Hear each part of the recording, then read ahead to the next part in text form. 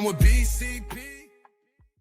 The following content is intended for a mature audience. Only viewer discretion is strongly advised.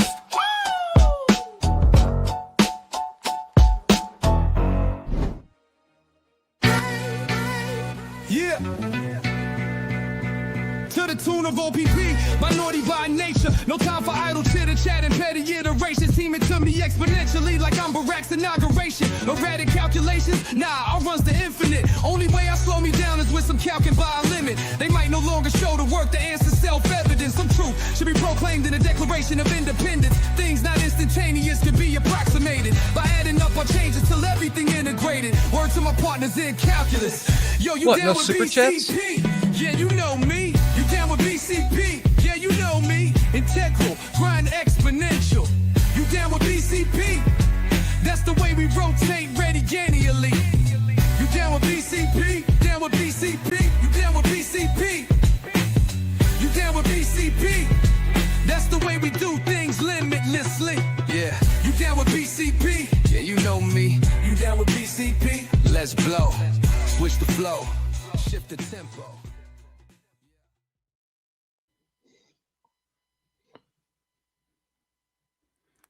Got some bad producing going on there. Look at that.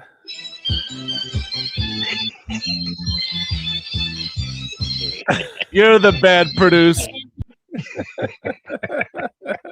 We just got to cover all the bases in case China does take us over. Maybe we'll be on their good side, dude. That's what I was looking for. We'll get back into the flow.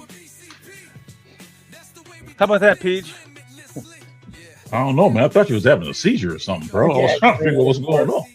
I got to call 911. Kitty! Man. My goodness. What is up, my friends? What's up with you, man?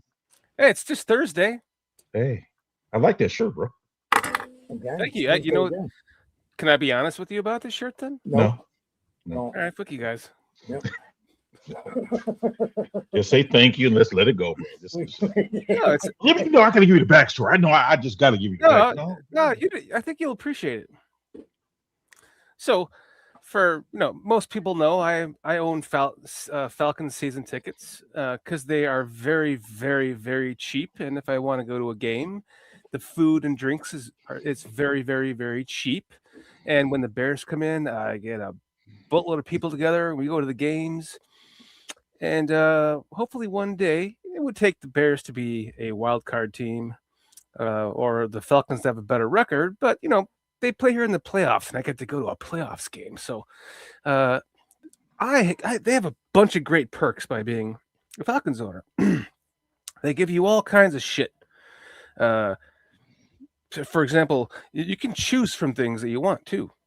For example, I got like a giant Swiss Army knife barbecue thing with like a baster and a sporks on it and like a spatula and a bottle opener and a wine opener and all that shit. And awesome stuff like that. So this past year, they had some clothing that you could pick from. And it was this.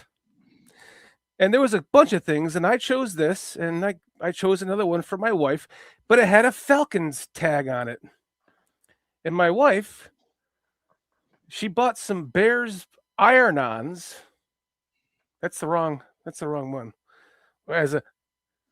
She bought some Bears iron. Bro, what are you doing? What are you doing, bro?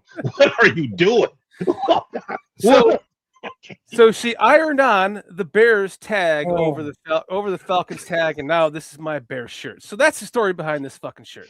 Hey, Wait, I got a story behind the story because you're gonna have to repeat that, Shorty, because PJ was too busy looking at what the Bears did in the last week, and I was watching porn, so we didn't really hear what you said. I mean, I see them going on like this, and I'm like, well, what are you doing, bro? It's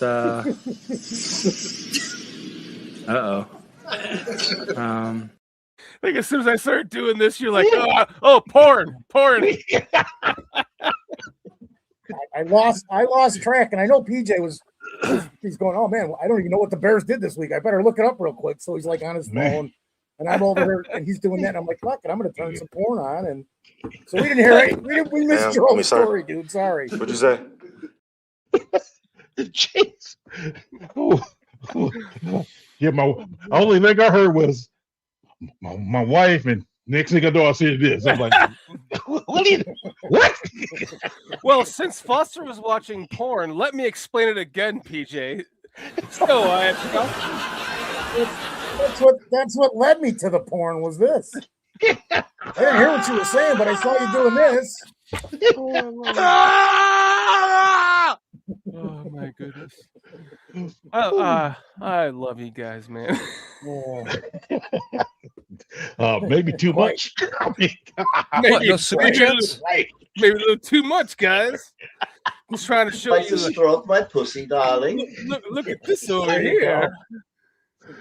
I'm like, oh my goodness, what is my man doing over here? Well, we got the laugh out of the way. If the scroty fits. Everyone in chat right now is already talking about the fucking Bears. It's like, come on, man, give us a damn second. Like, Fuck Green Bay. we got to warm up and talk about the Bears around. Yeah, Get the blood flowing, man. I think I just got mine flowing when Shorty was doing this. Shit. I'm telling you. And then you were like, fucking. Quick. Porn. Like that reminds me, I had this thumbnail. Yeah. I missed the end. I fell asleep during that. I don't even watch porn. I don't even watch porn. I swear to God. Get the. You know what I'm Sure. talking about? You know what that is. That's just you wouldn't even say that. Like, if you that proves that you do watch porn. I'm with Cliff though. I'm with Cliff. I'm with Cliff right now. Should we? Cliff, Cliff actually, said, should we be talking about Shorty's nipples? No. I actually don't have any nipples, Cliff. I wasn't born with them, so. Okay, so we coming in hot. Transplant. Talking about nipples and porn. All the stuff going on in Bears lore. That We're sounds talking like about it. that sounds like the perfect show. Let's get to our fucking chat now, and then we can start talking some Bears, I man. don't know. I think they probably half of them tuned out and went to go watch some porn or something. I don't know. Oh yeah, that reminds me. Yeah. I forgot that There's an I was overflow gonna- surge at Pornhub at 8:23 on a Thursday night. What happened? Just Shorty going through his motions. What is So up? we got Oh, JB Gay. What? JB Gay in the chat. Excuse me? I'm saying the first name in the chat. Oh, you yeah, want to- I you're actually going to the- agreed to with the what he top, was huh? saying, man. Huh? JBG, I'm a Bears fan. Heck, He no went to the way. beginning. I don't want to trade for Maxx Crosby. 2 X's, by the way. I'd rather we draft a young number 2 defensive end in Too this young. 2026 Young two. draft. Young 2. Thank you for joining us tonight. It's great having new people in here. We seem to see them a lot, and it's great to see when we have new people, as well as all of our loyal people devote our members. We'll get to you as we get down this list, but thank you for joining us tonight. JBG, Armando Lara. Armando Lara. Armando, what's up, Armando? Thank you for joining us tonight. Les Dunn. Les Dunn. Done 8783. Minister. Less done, more done. You get something done. Minister. Charles Johnson. Our member, a longtime member, a longtime star of the show, although he never appeared on the show, Mr. Cliff Victoria. Victoria. Cliff, man. Sir. Cliff's my guy, man. Longtime member. Thank you so much for being a member. Cliff, you do got to pop on for 20 or 30 minutes one night, maybe after the draft or Please. something. I don't know. Please, I mean, he Please, used to do a please. show I'm begging you. with me, and he had his little segment called Cliff Notes. And then we know. have the other half of the dynamic for that. duo, And then Patty leave. Lara. Patty. Patty. Lara. Wait, what are you doing, man? You didn't ban her tonight? What's the matter? That's You're it. falling off. You're the banned, seat? Annie. Patty, you're banned. Sorry. He's too busy playing with his nipples to banner tonight. Then scrolling on down, we have a Anthony Y5X. Let's see. We actually had before that. Anthony's a great guy. He was just spending a lot of time over in Bear Down Sports. So welcome back, Mr. Anthony. Cool. Before that, we have Levante is joining us again tonight. Hey, Thank you. Rogers. I haven't got to him yet, bro. What? No super chats? Scrolling down slowly. I am. I'm doing it very slowly this time. It's What? No super chats? It gives more time for new members to join in, so we can say hi to them. It's kind of I think it's a good way to do it. Then there's Bear Down 3761. Thank you, sir. Thank you for joining us at Bear Down. Mr. Mayhem, thank you for that $1 donation, buddy. Mr. Mayhem, thank you for your $1 super chat. Mr. Mayhem also, long from day one viewer of this channel, and we love seeing you every night, Mr. Mayhem. Thank you for joining us. I gotta. Hey, Peach, if Mr. Mayhem wasn't old when he started watching, he is now. Then we have another member, Anthony. Amphiarius. Amphiaris is a member. Thank you for joining us, Amphiaris. Thank you for becoming a member. Thank you. Did you guys do member content? PJ sure did. Okay, awesome. We try to get you your own little, kind of life stuff from us in our the videos that we make, like the pre-production shows for our members. We kind of took a little bit of a break. That's my fault. Then we have one half It's a combo, man. of the notorious Thigh and Smile podcast. We have Mr. Vitality, aka Carl, in the house. I'm confirmed biggest Josh Blackwell meat writer on. Thanks for joining us tonight, Confirmed. Vitality. Then we have Captain America, Steve Rogers. Steve Rogers. I love when we get to have chat members on with us on a show, so we kind of get to know them. It's awesome. And when you see them in chat, you're like, some of them they go, now that I was on that show, fuck that. I don't want. I'm not in chat anymore. But some stick around, and Steve Rogers did. Then we have, as mentioned, I see Steve in other chats. He's been following up on everything, man. Yeah, man. Hey, let's not forget about Triple R, man. Then we have in the chat Trips. Mr. Bear Down Sports, Adam Nation. But Another a member. By the way, making me feel bad because I'm not a member of his channel and he's a member of ours. I really appreciate that, Adam. That's really awesome. Thank you so much, man.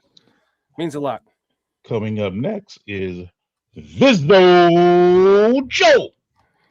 Vizzo Joe.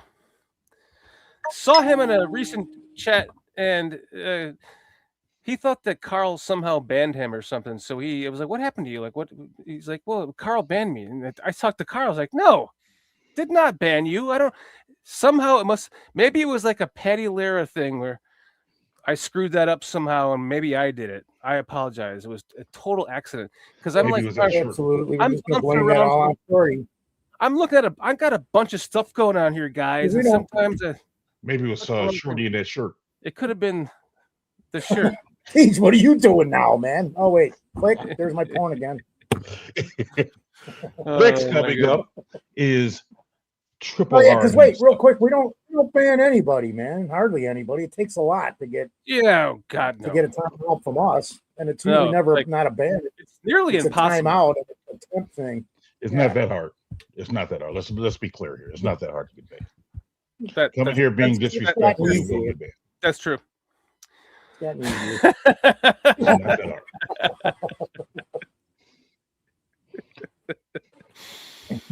Those of you that got that, that's awesome. Next showing up is John King Bravo Stockton. Tone. King Bravo joining us again. 9er9er65, John King Bravo Stockton, plate number 59BW Nancy. Trying to do a police call, man. It sounds like to the chat. The old Adam 1 back in the day. That was Adam 12, sir. Or Adam 12, that's it. I remember that show. Next, we got Francis the Sith. Francis the Sith. From Star Wars faith. Man, thank you for joining us tonight. I love seeing all the newbies in here, man. Adam 12. Flaw Bears fan? Did we get to Flaw Bears fan? Dragnet. Remember that one, Foster? Dragnet. Oh, yeah, for sure. Oh, yeah. I remember that one. I used to know the opening to Adam 12 because it was John Frank 0899, and as the song was playing, literally was something like that. Just the facts, ma'am. Just the facts. That's Dragnet. That's Jack Webb all day, man. Did we get to Anthony YFX? Yes, Absolutely. Absolutely. Thank you for joining us. I've talked to him in a couple other chats, not even on our show. I very informed fan he is. How about Roberto Hernandez? What up? No, I haven't got to him yet. I got home working a 11-hour shift listening to one of my favorite content creators. Thank you so much, Roberto Hernandez. I really appreciate that. 7724. 7724. But I might have to suggest for Berger, you seek some help. That's just a thought. Here's a new name for me. Bears fans. I think that's Florida Bears fans. Is that it? Right? Is. Yeah. That's my favorite thing about this channel. You'll have all these uplifting, kind, warm comments, and then you get this comment from Steve Rogers where he says, "Carl, eat a Snickers upside down, bro."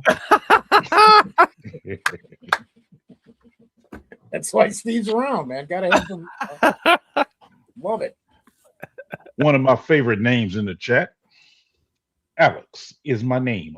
Wait, that I think that needs ready. Alex is my name. Alex is my name. I love that. Alex is my fucking name. You guys are all so awesome, man. I know we're going on and on and on with you guys, but that's kind of. I think we need to do that a little bit more. We always end the show with. Wait a minute, you still in Tony Moy's time, man. Oh, Tony Moy, what is up, Tony Moy? You doing, Carl? DM me like he's cooked, Tony. I was trying to remove my comments, and yes, Tony knows he's banned from the CCP. Good thing we're not the CCP. The CCP currently consists of myself and Cliff Victoria. It's B. I'm not down with one day. You guys are gonna have to keep a close eye on that stripe at the top there, because one day it's gonna say CCP and no one's gonna notice until 75 minutes in, and you're gonna be like, "Wait a second!" Until they go to Shorty's house and drag him out of his chair. Then we got King Ron Jeremy the Wicked. Wait, that's a good one. Ready? King Ron Jeremy the Wicked. But hold on. Not that I'm saying this. Okay, I'm not listening. But Foster would know this. You know who Ron Jeremy is, right? No, I don't. Why do you know who Ron Jeremy is? Oh, isn't he? Sorry, guys, I was off going through some old Ron Jeremy porn. I was gonna say, wasn't he the right guard of the 67 Steelers?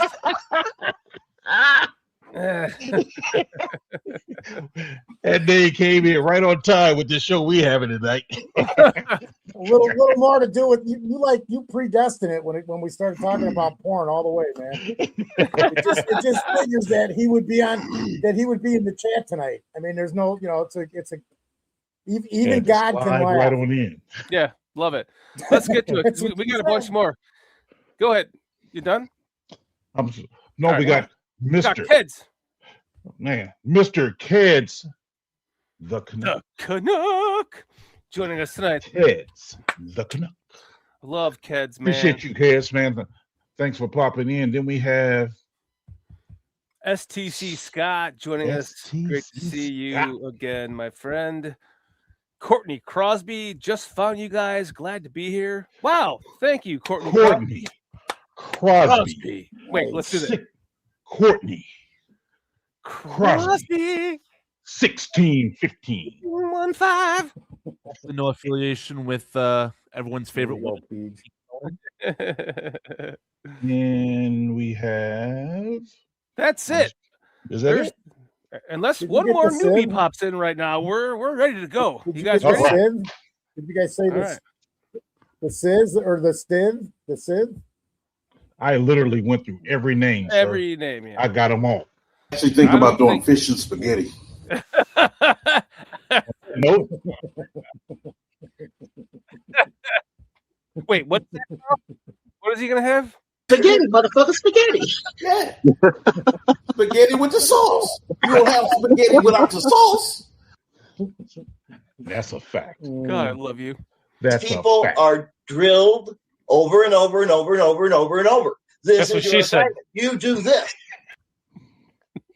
Well, the Bears have done a Oh, lot. what about the other one from You got DVD? another one? Mr. What my pussy, darling?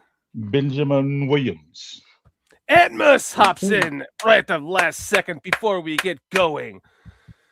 I thought I already said it. Oh, sorry. Did I not say that? Gotta get- If I didn't, Amos, I apologize. He just hopped was in, it. man. He just hopped in. Yeah, I no, he just didn't. got it. What's I up, didn't because I Amos? said inferious. Okay, my Yeah, bad. You said Yeah. Amos. I think it's actually Amphiaris. I like saying inferious. Sounds better. There's no I after the R. It's before All Amphiaris. right, we'll let it go. Telling you, he was so stupid. He was so unwise. He was like an unwise. I like Man. renaming him So- to So a inferious. lot. You're Amphiaris now. Sorry.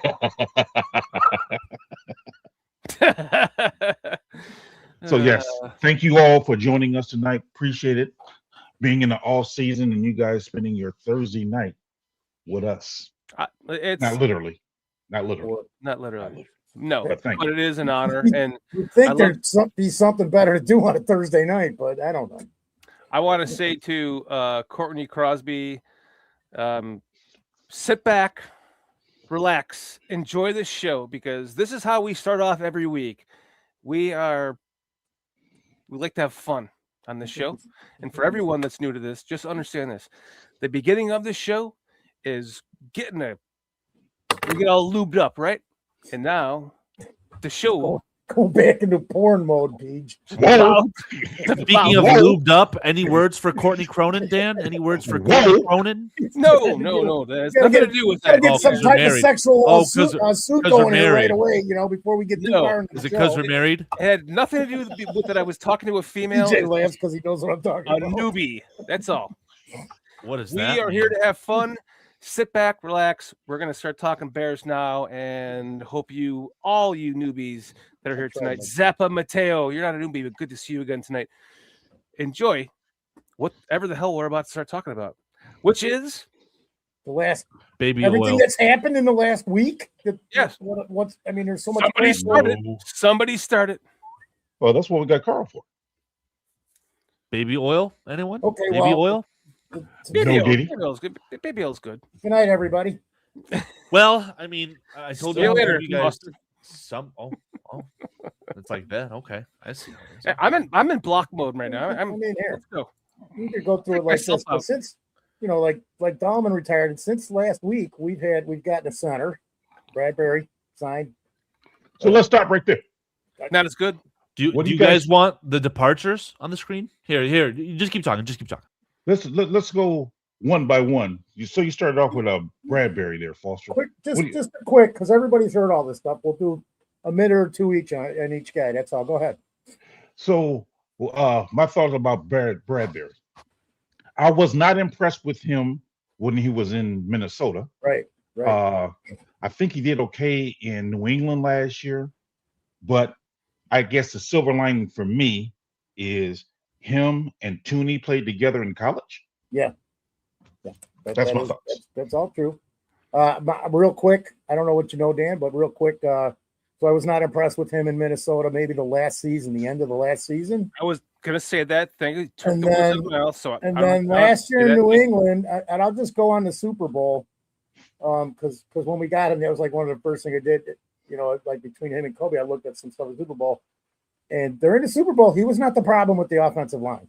Go back and look at that; you'll see that both of those guards had some problems, and the left tackle was it the right? Yeah, the left tackle. Pete, you know what I'm talking about then already. Left tackle with the bad arm, I think he had.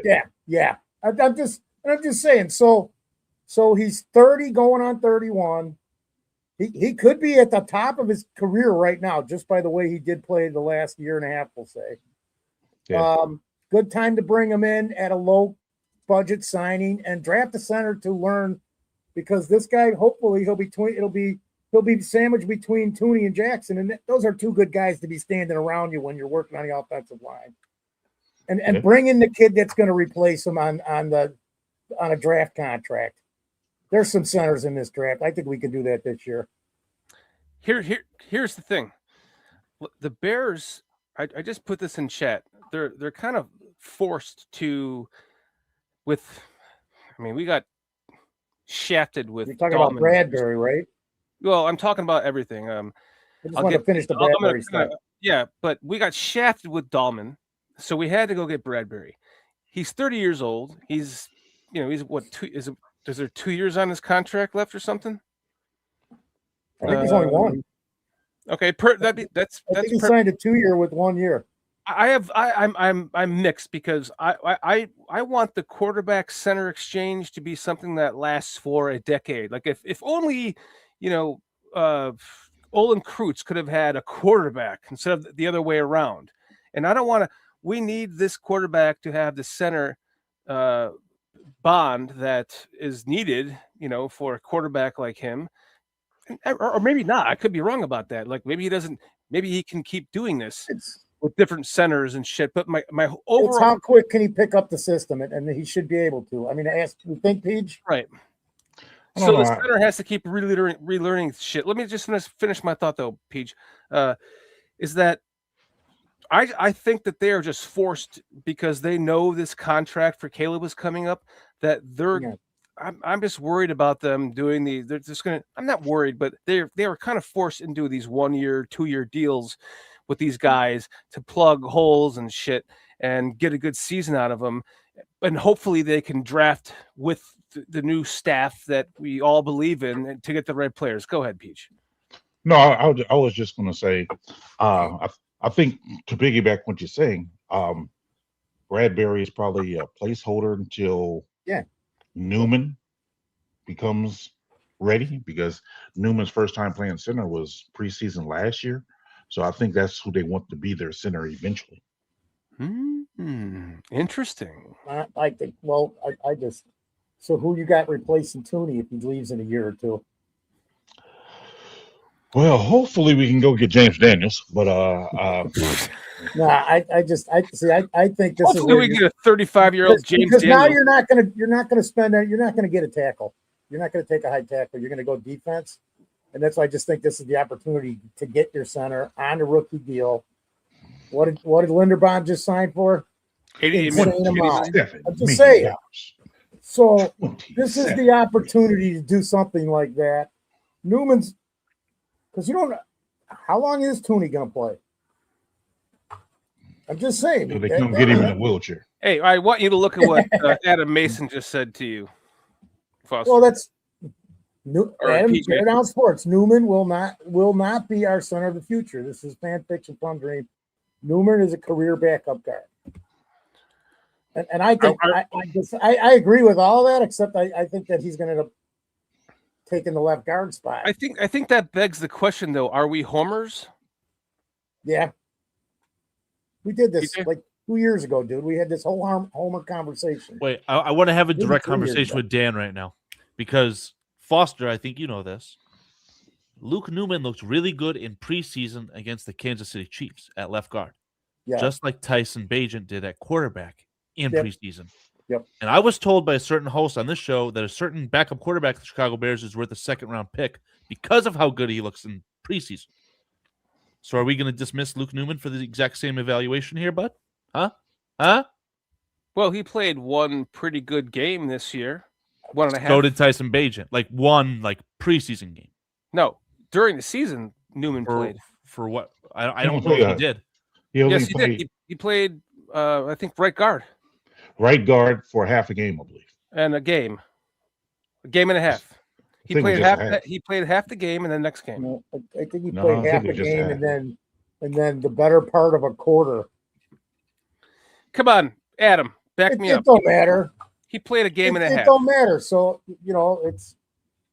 is he going to be our starting center? I don't think so. But I will say this though, I think it was telling that McFadden played in the playoff game as opposed to Newman. That was my next one to bring up. Yeah, really quick. Can we get to the other newbie in chat here? We got DJ Turnip. We got some good picks. Not a newbie, just a new viewer. A new viewer. There you go. Let's do it, PJ. Ready? DJ. Turn up. And 3C. That was a good one. You should end it that way every time. No. We got some good picks this season, and we have a good wide receiver to replace DJ Moore and my eyesight. Raymond is a good wide receiver and good prime return specialist too. All right, give us the next one there, Foster. So then after that, the big signing was Bryant. Coby Bryant. Now, my feelings about Coby is when we got him, I was like, well, at first I was thinking, who was he going to replace, Byard or Brisker? And then it come to find out that he started off as a corner, moved to a safety. He's kind of like a free safety.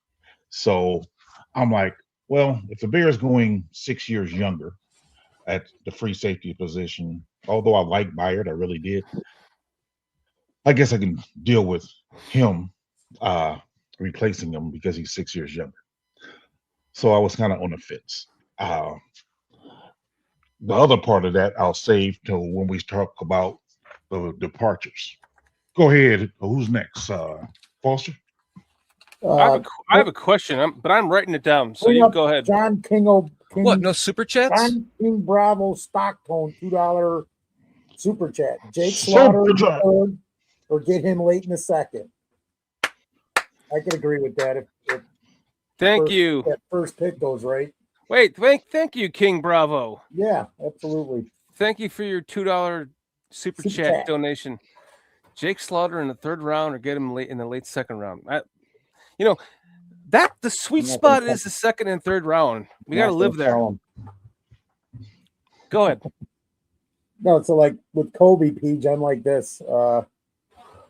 I did want to bring Byard back.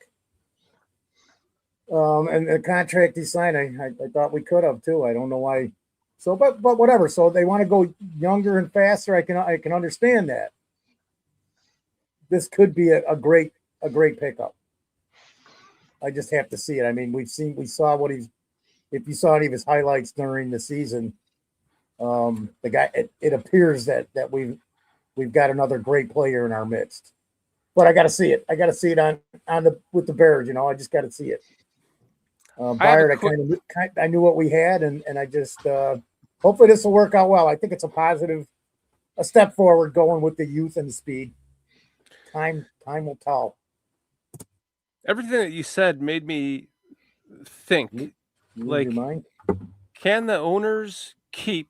Are the owners allowed to keep any money that's not spent in the salary cap? Like, meaning, let's just say, for example, they were constantly 10 to 15% under budget on of not using that amount of their full complete salary cap. Are there, when the league season is over, are the owners allowed to keep that money, or is it just not expended it goes back into the salary cap?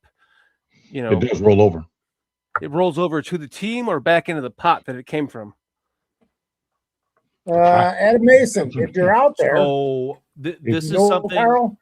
I did a good job of putting my foot in my mouth when I talked to Adam about this, and obviously Adam's a lot more intelligent and well versed in this space here, but a quick AI review from a Google search is telling me, and this is what I was trying to tell you guys weeks ago about the Saints. An NFL team is required to spend a minimum of 90% of their cap space over a 4-year period. So yes, the cap does roll over if you're well and you spend it wisely or do not spend it wisely. But no, NFL owners are unable to pocket that money as well. So that's why you see the New Orleans Saints going out after they've been in cap hell for such a long time. They fixed that. They traded away Marcus Lattimore for nothing, all these things. And now you see them overspending for, I'll say Jags, just another guy. So, but it took them. See, the thing is, I don't want to get back into that by trading away draft picks and having to spend money, because then they were in that for 4.5 years, 5 years. Thank you for clarifying that, because I was thinking, like, could it be that maybe the Bears are using that to save that money for the eventual, 10 years, $700 million contract that Caleb will want?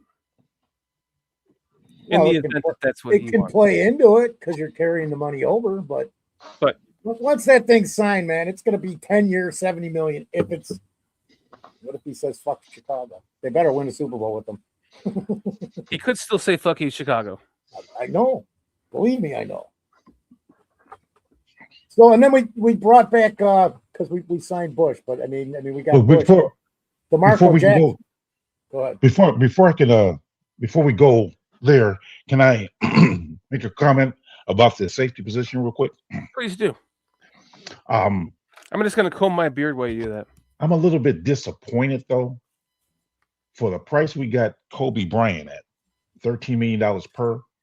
We could have gotten Byard and Brisker back, because they're only getting what, $14 million combined. Yeah, the reported numbers are preliminary here. It's a 1-year, $9 million deal for Kevin Byard to the New England Patriots, and a measly 1-year, $5 million offer to Jaquan Brisker. So yes, about $14 million for that duo versus the $40 million deal that Coby Bryant will be getting over 3 years. So again, on this very channel, let me go full screen. On this very channel, I said something similar to that, right? Get those two players back for the cost of one. I was told, no, it's not possible. It's not possible. And here we are. Goodbye. I want to vomit right now, because the very fact that the fucking Steelers picked him up means he was worth keeping. Ooh, Jaquan Brisker? Yes. Jaquan Brisker doesn't seem very happy about the deal. For the record, he tweeted out some silly little emoji that suggested he was mad. He is returning to his home state of Pennsylvania, Pittsburgh specifically, and he's going to be rejoining his college teammate, that cornerback that we gave to the Steelers for the wide receiver. His name is Joey Porter Jr. Joey Porter Jr. Anyway, I digress. Yeah, whatever I want, it's usually a player I want too. That's quite like this year is the first time in my entire life. Maybe it's because I'm old now. I'm 51 years old. No, I'm ancient. So, but I was always just like, I never watched college football, but once the season was over, I was just like, I dove into all the names and watched all the tape I could possibly find, and now this is the first year of the draft I could have given two shits. In fact, every time I would look up, my wife had put on the draft for me on TV. And I'm like, oh, I didn't even know this was on. Thank you, honey. And so, like, I am like, as far as I lost my train of thought. Damn it. Pull that back up. What you just had up, Carl. Easy. I've got the departures, the additions, and the re-signings. What do you need? Jaquan Brisker. Here you go. Goodbye. Like,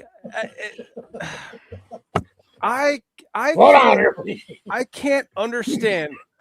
Like no matter what has ever happened in my entire life, watching a draft, it's like there's always a player that you want, and the Steelers always got that player, and then the Raiders or the Ravens kind of came into that. So you can like almost tell a Ravens and Steelers player just by their name and height and weight and speed and in the draft. And like, of course that guy's a Steeler. Of course he's a Raven. And I know they have a new coach now and all that jazz, but it's like they just always seem to have that golden ticket, like the Steelers, no matter what. Like McCarthy could be there for the next, until he dies, for all we know now, and win a couple of Super Bowls with a no-name quarterback in the future. Kirk Cousins did sign today with Pittsburgh. Well, that's okay. So I don't know.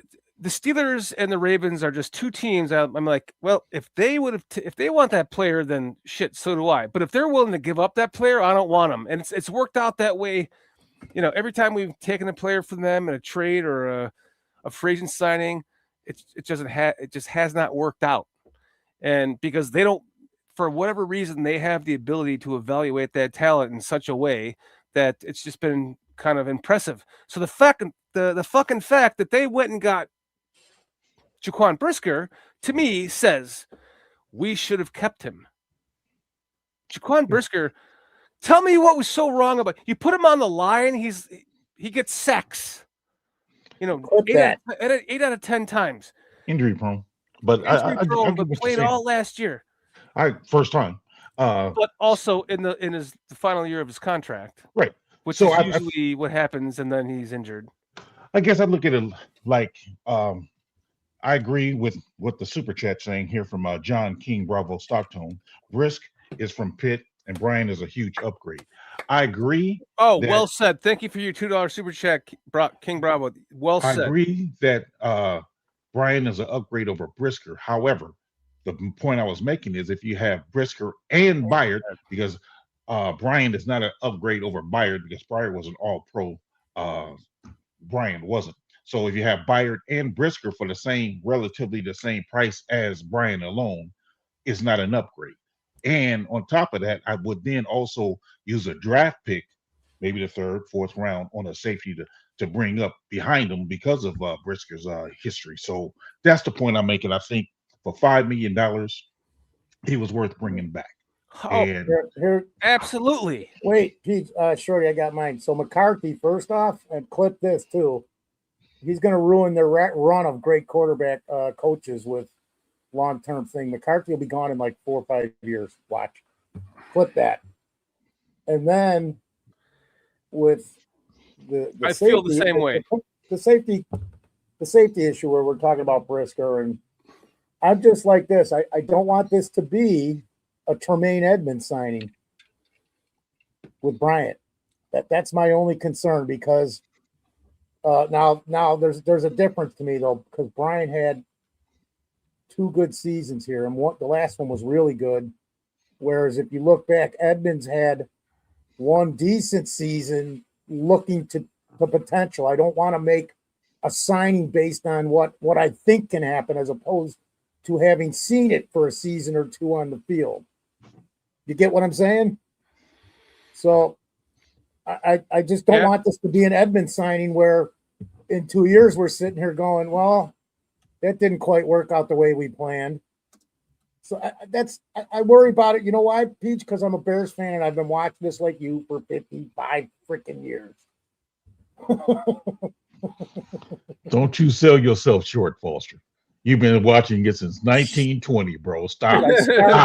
Stop. Who did this? How do you think the Staleys came in to be, man? I'm not going to put too much together. George will be pissed if I tell the whole story. I mean, George Allen, not McCaskey. All right, next one. Right. It depends on which way you want to go. You want to talk about because they did bring back DeMarco Jackson actually before they brought Bush in. If you saw that, I like that. I believe. Wait, I'll just real quick. Didn't we talk about bringing him back 3 weeks ago, 5 weeks ago? That was somebody we wanted to bring back because we know it was going to be a lower budget contract. Go ahead. I'll let you go. I'm sorry. No. I mean, I just wanted to say I like it. I mean, I like them bringing him back. I mean, short and to the point. I mean, 2 years for $10.5 million. I like it. Yeah, me too. Okay. King Bravo Stockton, no super chat, but he said this. He goes, if Edmonds was cheaper, he'd still be here. And it's probably true. I mean, look at the contract he got. What did he sign? What did he sign? Carl? 3 years, $36 million, $12 million a year. Okay. So he did take basically a $3 million a year pay cut. Yeah, well, he had to because I mean, you can't pay an off-ball linebacker the Mike money. I'm still surprised he got $12 million a year. Me too. I thought maybe 9. Man, yeah. Wow. So Okay. he actually did good. All things considered, he did good by himself. And that defense is going to be much better, man. With Edmonds there, because they've got some players on that side of the ball. So I wish I had one or two of their linemen on our team, tackles. I'll take one of their defensive ends, actually. All that too, yeah. Isn't that funny that the Giants they had their defense built correctly inside out with all their defensive linemen? Now they're adding linebackers, and to finish off, they'll need to draft some safeties. But we just play that defense. That defense like sucks hard. Who's the defensive coordinator now? I don't remember.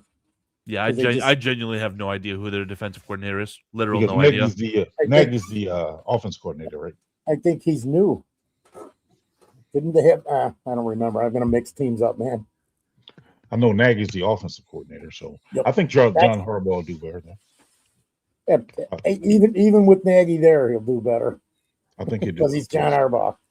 I found it, and this isn't a Giants podcast. I just thought it was really interesting to see all of the players from the Baltimore Ravens follow John Harbaugh, over to New York. As far as like their gadget guys, right? Like the fullback was followed over, so he's going to be blocking for Scatterboo.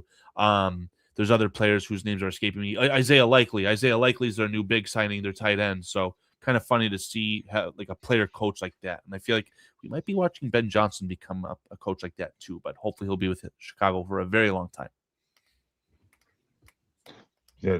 All right. Who we got next, Jeff Foster? Where's that other list? Because we signed, the linebacker. Devin Bush. Devin Bush. There he is. Now, I thought $30 million. Well, my thoughts on him were I thought he did well at Pittsburgh at first, and then seemed like he kind of faded away for me. Seemed like he did okay in Cleveland last year. However, he's fast, but I think he has a problem getting off blocks. So I wonder how that's going to translate. Well, the fact that you just said that Pittsburgh got rid of him, what did I just say? John King Bravo Stocktone with another $2 super chat. Is Cam Lewis on your additions? He'll be solid too. So for the record, if you guys aren't aware, you guys being the panel, Cameron Lewis is essentially, in my opinion, going to be the replacement for Jonathan Owens. He will be a backup safety / versatile defensive back that's going to primarily do special teams. For the record, I saw fans of the Buffalo Bills very upset that Cam Lewis left Buffalo. So that makes me, transitive property, very happy. Yeah. Absolutely agree. I won't even say anything else on him when we get to him. So, good question, King Bravo. I'm talking about Cam Lewis because he's on the list too. So, any other comments regarding Devin Bush? Go blue. Me, I'll be honest. Like, I'm just I'm just he doesn't know enough. I'm just a primitive Bears fan. What's that? The character from SNL. I'm just a normal primitive Bears fan. I know not of other teams' players. So pop quiz for Shorty. What school did Devin Bush attend in college? He's a baller, man. I hate him though. Like Michigan guy, I can't stand him, man. Let me guess, Michigan. Correct. Yeah. I did know that, but it would have taken me a half an hour to figure it out until you did that. But listen, I've gotten to the point in my life where I'm just like, I'm sick of just putting all this effort into like scouting these guys. Like I'm a professional scout, and I want everyone to know that I'm right when I said that I think we're going to draft this guy and all that jazz. I just don't care anymore, and I'd rather just sit back, watch what they do, evaluate the players after they draft them, and then go, oh, good pick, or I don't know about that one. That kind of thing. That's where I'm at in my life. So, and when it comes to other players in the league, even though I was scouting them in their draft days, like a Devin Bush and stuff, I tune them the fuck out because once they're not a bear, they're not a bear, and I am just bears. He's got them blinders on, Pete. I do. Bears. And Bears. I'm admitting it. So No, we know because you know what we talked about Devin Bush on this show in the draft. Well, I will say this though. Right, Adam? We got Raging Oracle, blast from the past in the chat. So welcome back there. Raging Oracle. Wait a second. He needs a special introduction, Peach. Well, here's the thing. Here's my thoughts on him, Pete. No, Foster, you're gonna interrupt that, or you can cut it off whenever I'm talking. Just cut it off. I know what you're trying to do. Come on, Peach. Ready? 1, Raging. 2. No, 1, 2, 3. 1, 2, 3. Raging. Oracle. Are you vice gripping your balls when you do that? I actually am. It goes right along with playing with his nipples, Pete. I'm telling you. I'm sorry. I had to just say it. Oh, Chad Speaker. What's up, Chad? So with Bush, we're getting it's a lesser contract than Edmonds to begin with. I think $4 million plus, maybe more. I don't remember. It's an upgrade speed. He's shorter. But he's going to be the best coverage linebacker that we have, I think. I was about to hit my vote on this last chat poll, Carl, and I would have been the one to get it to 51 to 49. No, don't spoil it for the audio listeners. You have to wait until everyone's favorite segment at the end of the show. But yes, very strategic pull of the poll for me. I backed out of the poll. I backed out of the poll agreement last moment. Did you say a very strategic poll of the poll? No, poll of the poll. Very yes, we're professionals. Poll of the poll. Hold on. We're very much professionals on BCP at pulling polls. Very professional. The last thing I can say on Bush is, ma'am, I mean, sir, what you say? The last thing I can say on Bush. Oh, I didn't know we were talking football. Ma'am, I mean, sir, what'd you say? Pulling polls. So, but we better have some better defensive tackle play up front to assist him because he's 5'11". I know he's quicker. He's going to be the best coverage linebacker probably on the team. Oh my goodness! But I heard this too. I haven't seen it. I want to look at some of his all 22 film, just to see about the issue with getting off the block. Because that's one of our weakest spots. So it's another deal. I mean, it is less money, but sorry, Pete, it's another deal that are we just saving money or because I believe that this is going to be an upgrade. So I really think in the long run it's going to be an upgrade. But it's really quickly, we got Dante Purify coming into the chat tonight. Thank you for joining us, Dante. Thanks, man. We've also got Elbow joining us for a second week. 8081. Thank you for joining us. And we also have Pete. No, wait, we got Pete Castiglione. Pete Castiglione 2017. Would you guys want Joey Bosa? No. So with Bush real quick, I think he's going to have a hard time guarding tight ends as well. That's why I want to look at do you want your will linebacker in coverage very often in like man-to-man situations, though, knowing that Dennis Allen likes to have these chess pieces with Kyler Gordon and formerly with C.J. Gardner-Johnson in coverage as opposed to a rubbish linebacker, if you will? No, but when it's going to happen, I want to have the best guy on him. Because it's going to happen, Carl. Bob Ward, what's up, Bob Ward? I wanted to read this, too, because he put this up, and we were talking about Bradbury earlier, and this is DJ Trump N3C. Welcome to the 312, Garrett Bradbury. 1,070 snaps, 0 sacks, 0 penalties. This is all last season. Ryan Poles just found a veteran anchor for the O-line for the price of a 5th rounder. Absolute steal.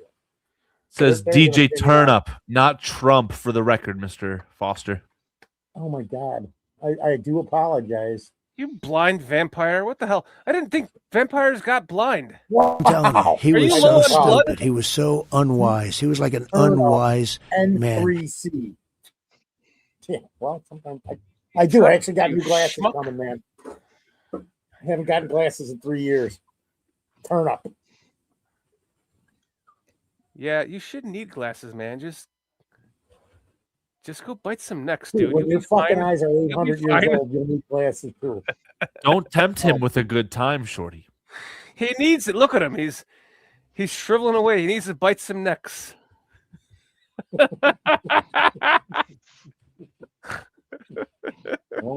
It won't be yours, buddy. I said it won't be, Pete. I draw the line there. All right. Ebel says definitely a great trade after Dahlman retiring. You know, the good thing, I guess, if you want to pick a silver lining out of that, is we saved all that money, right? So, which we pretty much very We wouldn't badly have been able to do some of the things we just did. exactly. And he bows out. He just Irish goodbyes us. All right. Next is we got next as far as free agent signings.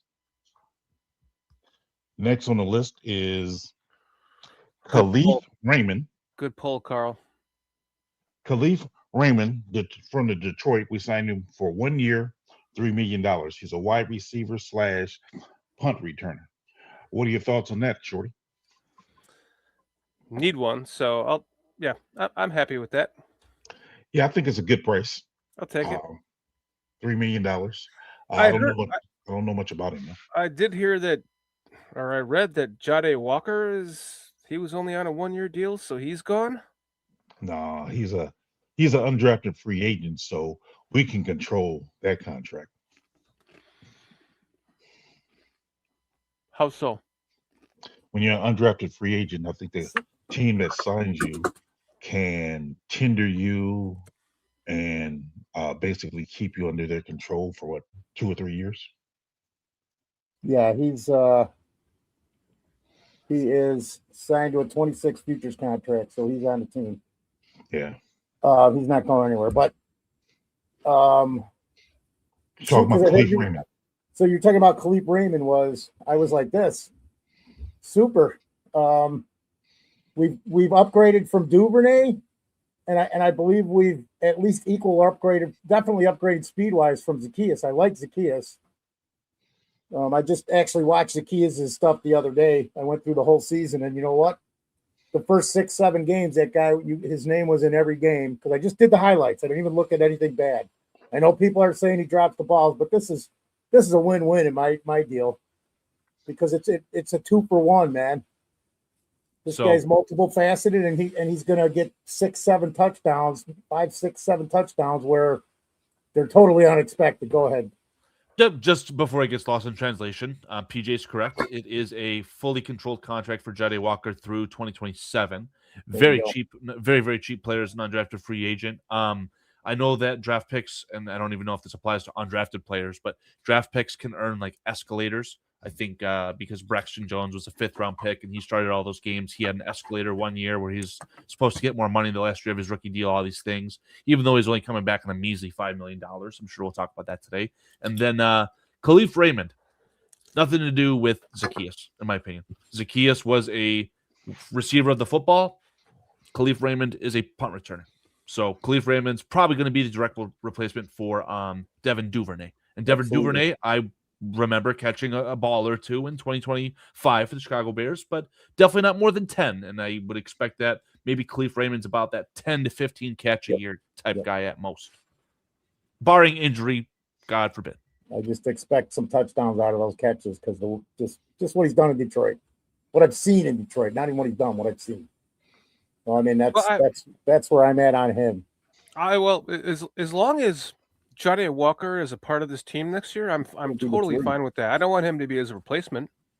Obviously for punt returns and shit, but I don't want him to be the 4th receiver.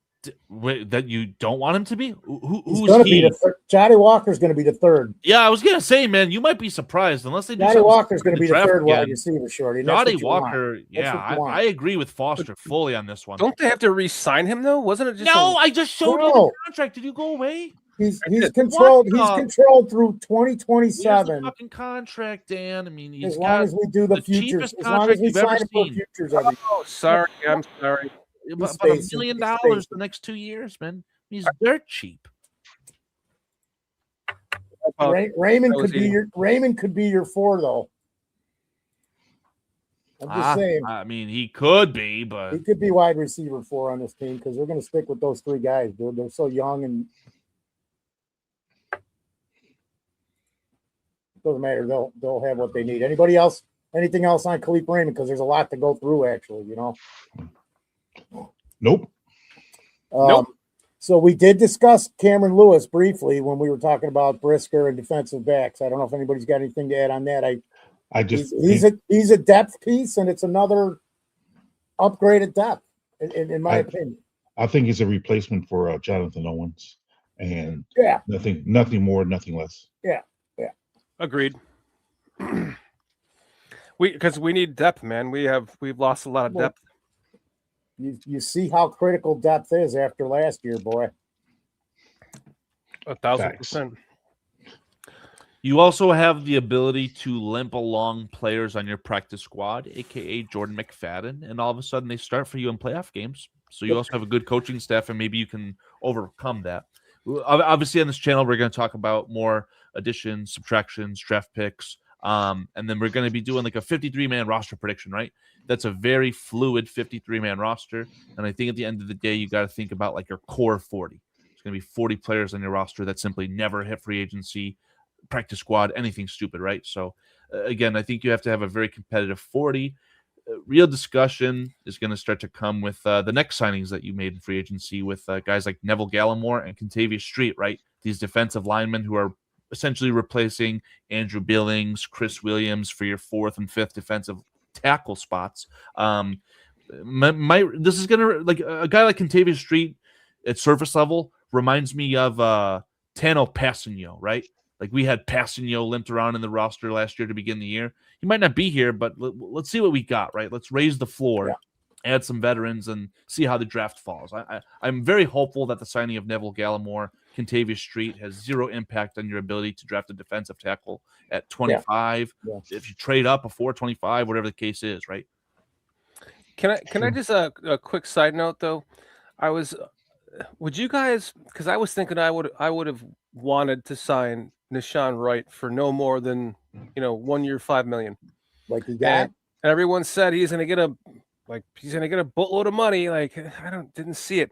Like, do you think that was worth letting him go for that? I don't think we need him. In the sense of we have 2 cornerbacks coming back in Zay Frazier and Smith. What's his name? What's Terrell Smith, Smitty, Tea Time. Yeah. We don't know what we have in Zay Frazier. He could be. No, it's Zay Frazier's another draft pick. That's how I look at him. Exactly. But seeing as though we already had 3 starters in Gordon, Johnson, and Tyreek Stevenson. I just go ahead, Jordan. Okay. For him to, have to sign him for $5 million and to be our 4th cornerback. Nah, I was not disappointed in that move. And I know our defensive tackle situation, the pressure was bad there, but go back and look at some of his coverages because I'm not saying he's a bad player. What? I'm not saying he's a bad player either. I'm saying he's been burned in coverage. It's on film. He's a good, zone coverage corner, not so much man. Yeah. And it's so, it depends on what Dennis Allen's doing this year on the defense. Look, I don't know if anybody's we can move on. We know what he is. I know Zay. Zay is he's Zay Frazier's lanky, kind of like Nahshon Wright was. So to me they're similar, and I think with the coaching of it's faster too. Yeah, with the coaching that we have from the defensive backs coach, I think he'll get him up to par. Yeah, because does Nashawn have this many turnovers this next season? That's just my question, Nation. I don't know. I doubt it. Not on the Jets, dude. But was Zay Frazier? How much a part of the team was he? Was he even like maybe running drills with them? Maybe not. I mean, he could be a project. I mean, because he was an injury reserve. Well, but I put it this way, Shorty. Hold on, he wasn't injured though. My question is, was he, because he wasn't injured, whatever the personal time he took off, was he still a part of like actually maybe in practices, on the practice squad doing things to get the reps? So you guys in the panel and definitely you guys in the chat, correct me if I'm wrong. I saw that Zay Frazier has effectively announced that he is healthy. Feels like an injury. Maybe he's talking about mental health. Felt like an injury. And at the end of the day, Shorty, I think the direct answer for your question is that we will never know. There are a lot of things as Bears fans we will never learn. No, I'll answer his question because there was enough stuff written where he was there. So I think like he knows the players that were there last year that are still on the team. Like he would literally know them because if you remember, there was reports 2/3 of the way through the season. Yeah, he was at the facility and he was at Hallis Hall. He was doing stuff. There was reports of it. So I mean, and this is from like CGO and blah blah blah. And I don't know if you guys remember or not. I just do. So I'm going to say that at least he has some contact with the guys who are still here from last year. There was some sort of contact made because he was taking part in even just some of not the game drills, but and this is later in the season, 2/3 of the way through. I don't know if you guys remember or no. Hearing anything about this because it was on it was even on regular news, Channel 9 and 7 here. I'm talking about Chicago local stuff. See, I probably if you're not watching like some of this stuff,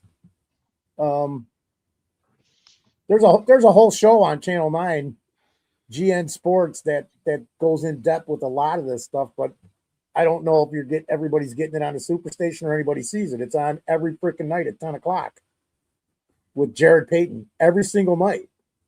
So every night they have something that I don't know if you guys see it or not. Like they are literally talking to players and stuff. This has been on for about a year. I think it's on 6 nights a week. I think I know it's on 5. What? The answer Al is Harris no. to get him right. I think Al Harris would get Zay, or however you pronounce his name, no disrespect. I think Al Harris will get him right. I think Al Harris will have the effect on him, maybe not this year or immediately, but I think he'll have the same effect on him as he did on Nashawn Wright, hoping him to get better. That's just my personal belief. By the way, he grew up about an hour and a half away from northwest of me. Zay Frazier in Georgia. Okay. All right. Just a fun fact. I'm sure you guys can give two shits, but did he say you some Girl Scout cookies? I was thinking Lake Villa. That would have been a lot closer from where I grew up. Holy, wait a second. Hold on a second. For me, Hold on. He's a rookie again because you haven't seen anything hard. I agree with you, but holy shit. So, we have KEU in our chat tonight. KEU. KEU. See, says, have you all convinced Carl to come around to the Coby Bryant signing? We BCP, we BCP. How did he even know that? Unless he watches the show, but not with us live. He definitely popped in the show on Tuesday. 100% KEU. Yeah. I saw you in the show on Tuesday. We talked about it. Welcome back, buddy. Welcome back. And no, we haven't. Thanks for joining us, KEU. Oh my God. So back to it. What? Go back to the other sheet, Carl. Your additions. Thank you. What are we? I don't know if anybody had anything else to say on Mr. Frazier. We're good. So We're good.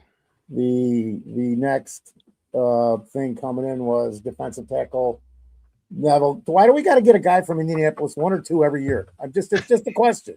Hey, right down the street, bro. It's just a question. I mean, there's them and the Falcons lately. There's a contact. There's something there. So Gallimore and I'll say about him real quick is nonstop motor, plays like his hair's on fire. I think he is an upgrade as a depth piece for sure. 2 years, $10 million. Yeah, I think he's a depth piece. I think he's a rotational player. I think he played 40% of Indianapolis snaps last year. Yeah. They say he's, of course, a lot faster than what Billings was. They both played a one technique, kind of like the Pete, you nose tackle. You might be quicker than Billings, Pete. The nose tackle position. So with that being said, though, I still can see the Bears drafting a starting nose tackle per se. So I think, yeah, he's okay. I mean, $5 million per. We can live with that. I mean, I think Billings is making $3 or $4 million though. Yeah, I think it was 3.3. Okay. I think. 40. Neville Gallimore, Indianapolis Colts defensive tackle. We signed him 2 years, $10 million. Shorty, any response? Hold on. I hope that's not what you're doing.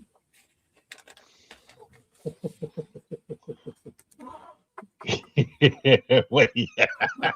Oh, you wait. You gotta put that back up there again, man. I'm gonna be honest with you guys. I mean, I don't fucking know what's going on with these free agent people. I just, whatever. I can't even pronounce Dio Adabadagabda's name even yet. Like he hasn't even earned it. I never knew who the hell he was when we signed him, and I still don't know who the fucking guy is. So Dio Adabadagabda can go fuck off until he proves to me I can pronounce his goddamn last name. So sorry, Peach. And it's like talking about the man's last name. Golly, bro. No, I'm talking about I can't pronounce it. True Program says Dio stinks. I was like, who the hell is Dio? We signed this guy for Julius Pepper's money last year. I don't even know who the hell this guy is, and I still don't fucking know who he is. Like, I don't like. Wait until Dan realizes that Jalen Phillips is getting 30 million big ones per year from the Panthers. Unless you are someone that is such a big name that I know who you are, I don't know who you are because I'm a fucking Bears fan. Do you know who Jalen Phillips is? Yes. What position? Cornerback. Good night, everyone. Golly. I know the name is just big let it enough. go by. I know the name is big enough that I know that name. Let me look into that. Yeah. Cornerback. He's a quarterback. So- He's obviously a defensive tackle. So let's just go into You guys don't know any players. I'm gonna have to start doing some film reviews. I'm gonna release a film I'm being review honest this about weekend. it, though. I'm gonna do a film review, and you guys better watch it this weekend and better be prepared to talk about this player on next Thursday. Chad, if you know, you know. I'm just being honest, man. You can't hate me for that shit. KU saying, "Oh my, Dan." Yeah, that's pretty I'm bad. being honest, dude. I'm a Bears fan. Jalen Phillips, the punter. That's why I rely on you guys. Actually, Everyone in Dan, chat and he's not you. even a football player. He's a newspaper guy. He's a reporter. Hey, he's a reporter. Yeah. Man. I always want a quarterback and just got it. Just really hit the So ball. we should probably just move on because we know where we're at, Pete, right? So what do you think about Gallimore, Foster? Oh, I thought I said it's an upgrade in depth. I agreed when you said he's going to get, he's going to be a heavy part of the rotation. I think, he'll get, I don't know, what did you say? He was getting 20% in Indianapolis? 40%. 40%? Yeah. So he was getting a decent amount of that's almost, so he will be definitely, I thought you said it was 20%. I was like, he will be definitely part of the rotation. Oh, yeah. And I think it's a good signing just from, let's see here. I saw highlights, so I can't say that even, but the highlights, the guy, every play that they showed on the highlights did not stop moving until the play was over. That's why they're called highlights. Yeah, I know. Here's what if it's rotation, he should be able to do that every time he's on the field. Like, I agree with that. And those highlights, that's why I said real quick, Shorty, and then I'll let you go, is he played like a guy with his hair on fire, man. He just it's a 2.5 minute clip. So there's because some of them are like a minute to like 5 minute clips. So there's a decent amount of it. That's a good sign too. Yep. Here's what I think of Neville Gallimore. I went, who the fuck is that? And then I saw a picture of him getting around an offensive tackle, and I was like, looks like he could be a good fit. I have never remembered a play he has ever been in. If we played that team, I don't hear his name like talking about everywhere. Neville Gallimore with his 18th sack of the season, that kind of stuff. So he's not on my radar. So I look at a picture of him and I go, he's in this pose getting around a defensive or an offensive tackle or some shit. And I go, looks like a good fit. So I'm with you guys. And that's the end of the show. Cue the end of the show, Carl. Yeah, because I mean, We BCP, we BCP. Bear down, sports making Chicago proud.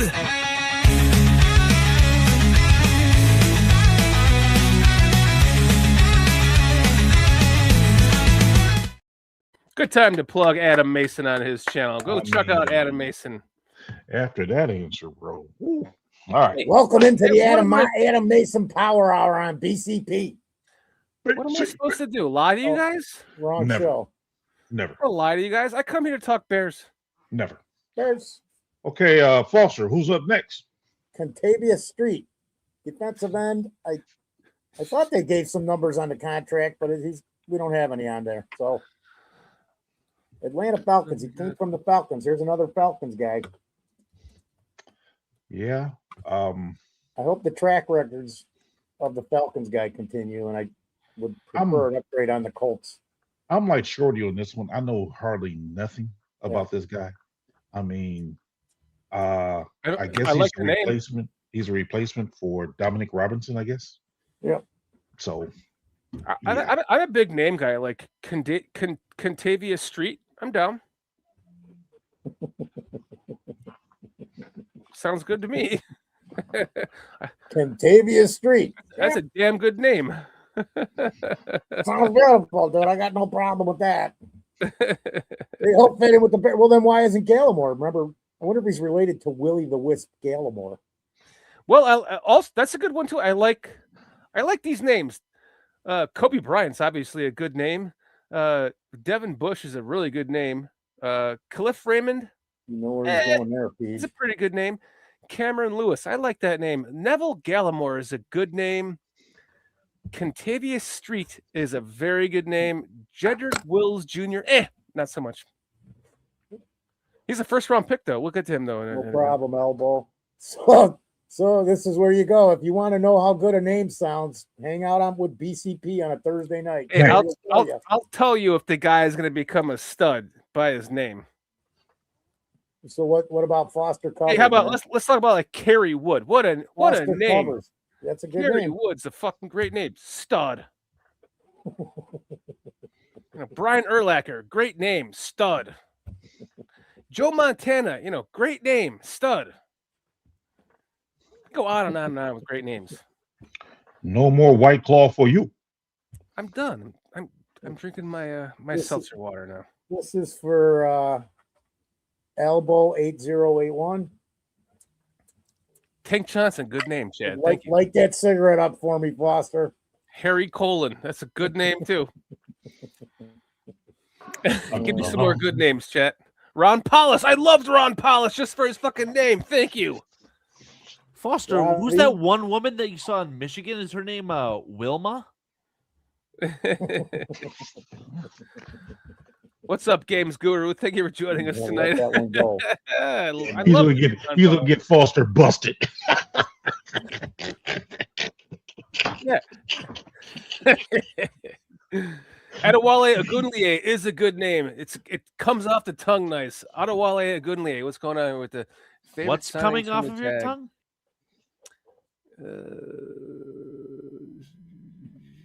Is this? I'm not answering that poll. That poll is that poll is lit. That poll is questioning who you know who they came from. Don't do it if you don't believe in that. If you don't know who came from the Jags in that poll, don't do it, guys. I'm not doing it. No, it's JAG. It's an acronym. Just another guy. Oh. Favorite signings from the Just Another Guys. I'm gonna go with Neville Gallimore. Just because I like that picture he was in. I was like So wait, let me ask you, is that the coolest sounding name? Neville Gallimore? Yeah, to you. I want to know why you picked that name. Because I liked his picture. He looked like he was a stud in that picture. Okay, so it's all based on a picture. He's getting around that tackle like a stud. I just have to know, you know.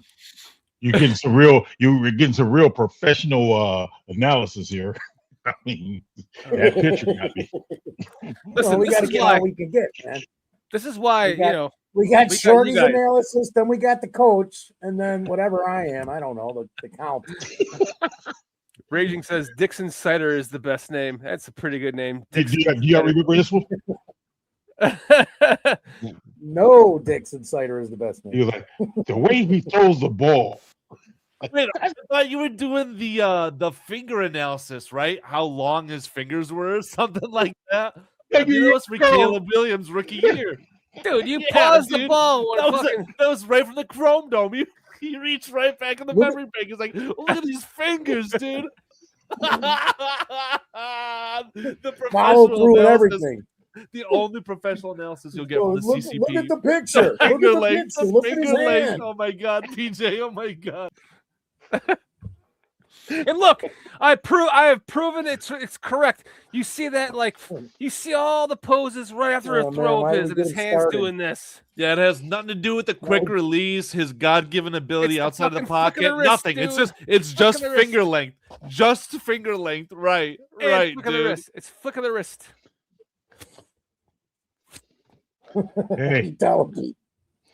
Hey, for all you quarterback coaches out there, have your quarterback lay on the ground, flat on his back, and throw the ball straight up in the air and try to make it a perfect spiral to where it comes back down and he can catch it, and throw it up perfect spiral, come back down, because that's going to teach you that. That is what you need to be a quarterback. And you need to assign 2 of those guys to be on the field at the same time. Is that correct, sir? Just please, Carl. Don't get me going. Don't get him going. Don't get him going, man. Don't get him going. Relentless Mikey pops in. Did you see Joey's face? I know, I did. I'm trying to bail on the whole situation, Peach. He was like, "You just insulted." Please, Carl. Carl's fucking wait. His foot on the gas tonight. Guys, every time he pops on the screen, he's got that thing floored. Can we talk about our re-signings yet? Can we talk about our primary lead blocker, Case Keenum, being brought back on a 2-year, $5.5 million deal, guys? Dude, I'm telling you, Keenum was quarterback on that play, and you had Caleb as the X receiver, and Luke Newman was playing the slot. Or no, Bajent was in the slot, and Luke Newman's the wide receiver in that set, dude. I'm telling you, they won't be able to defend it. I bet it was that center from the Illinois. Yeah. I can't remember his name. It was the center from Illinois because he had some fullback experience. Yeah. The hell was his fucking name? What's going on here? We can't remember this guy's name. He fumbled the ball last year in a critical moment against the fucking Commanders. We can't remember his name right now. Are you serious? Who? Are you being serious? No, the center from Illinois. Kramer? Horonis? What are you talking about? Horonis Grasu? What are we talking about? He's from Oregon. What are we talking about right now? Kramer. The center From last Illinois. year. Doug Kramer? Doug Kramer. There you Kramer. go. Doug Oh, Kramer. the fullback. Thank you. Right. He would have got that handoff if he would have had Case Keenum lead blocking and if Caleb Williams was the X receiver on that play. That would have totally nullified all of that. One in the chat if you want me to end the show right now. Yeah. Make that a poll. Should we end the show right now? There's so many things. Donate if you want the show to continue. $1 to continue. What? No super chats? Relentless Mikey Hey. says, don't forget about Lucas Patrick, the Green Bay spy. I didn't forget about him. Did anyone watch Hogan Johns? Those are the Did anyone watch quick Hogan post Johns fixes today? that remind me of Ryan Pace. Those are the things that would worry me at a time, and hopefully he's done doing that, but we don't know. I can't watch Hogan Johns, man. They make Guys, me want to I puke. called their voicemail line on Tuesday. Did anyone hear the voicemail segment? Did I I make did the not. voicemail Was it on segment? it? No. Was it I on don't it? know. I'm legitimately Oh. asking. I haven't watched it because I literally No. called them and I went, What? No super chats? and then I hung up. Get the fuck out of here. I He did. He did. Did they You told play it? You told everybody that on know. Adam's show. I don't know if they did. If they did, that'd be so excellent. I'd gain respect if they did. If they put it in the show. I'd gain some respect too. Yes, Tony, they did. Me and Cliff actually were the ones who taught him all this. Teach that hand gesture to you, Shorty. All right, we're on the I last love one, right? Tony Moy. I love Tony Moy. The last one being Jared Wills.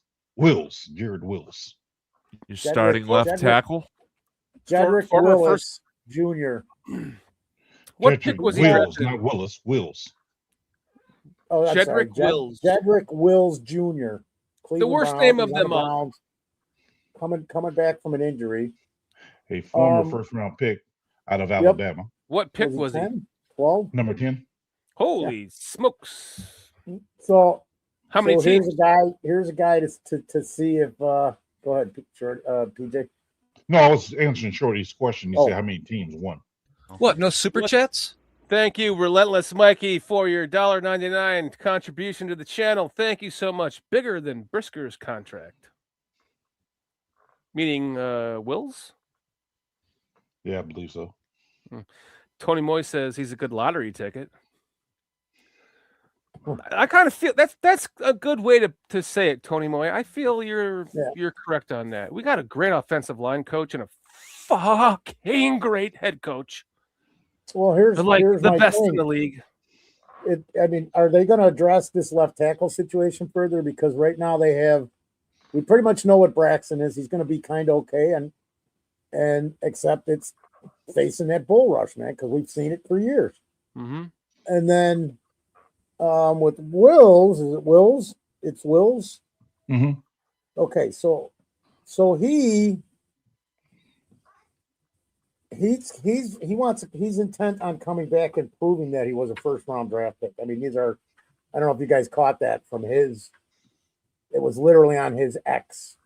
I don't know how I saw it, but so what they're doing, this worries me because now these are, it's like, okay, we've already, in my mind, Poles and company, they've already addressed the left tackle situation. It's going to be one of these two guys to start, and then now they're talking that maybe Ozzie can be back by Thanksgiving. But that still doesn't mean he's going to play till Christmas. I'm just saying. So this is one of my concerns. Is this going to address the situation? They've got 3 guys in the room who can play it. But who's going to be the starter? And how good are they going to be? We're probably going to see Braxton Jones, but I don't know, man. I mean, I think they have a good problem here. I think they, you re-sign Braxton Jones, you re-sign Theo Benedict, and now you're bringing in this guy. And don't forget, you still have Karan, so you have a healthy competition, and competition, as you all know, brings out the best in the player who's going to finally win that competition. So I think it's a good thing. Now we don't have to use a draft pick to address that position. We got 4 guys who can compete for it, and 4 guys being Ozzie when he comes back, the 4th. But yeah, I feel good about the left tackle position because given our offensive line coach, I'm really, really confident that they'll have our left tackle up to speed. I am too. There's no matter how I feel about what they're doing, the confidence in the coaching staff is so unknown to me, like confident that I feel that no matter whatever moves they're making, I believe in what they're doing because I believe that the head coach is the one that helps drive that. And when you have an incompetent one like we had in Eberloser, and you add, look at this draft of all the drafts of polls, that a lot of it had to do with input from Ben Johnson and his coaching staff. And I'm going to just say Ben Johnson. And I think that we're going to see our drafts are going to be consistent like this. And our free agent signings will be consistent. There'll be a lot of 1-year deals, I think, because we're going to be paying a quarterback big money. And we'll talk about all that when it comes down to it. But we have to think the Bears fans have to think the same mind frame as the Bears do, that they have like a 2-year window now. And so they can't go get themselves into big time contracts that are going to interfere with having to pay Caleb. And whether that's a Maxx Crosby or anything. How many years does Maxx Crosby have left on his current deal?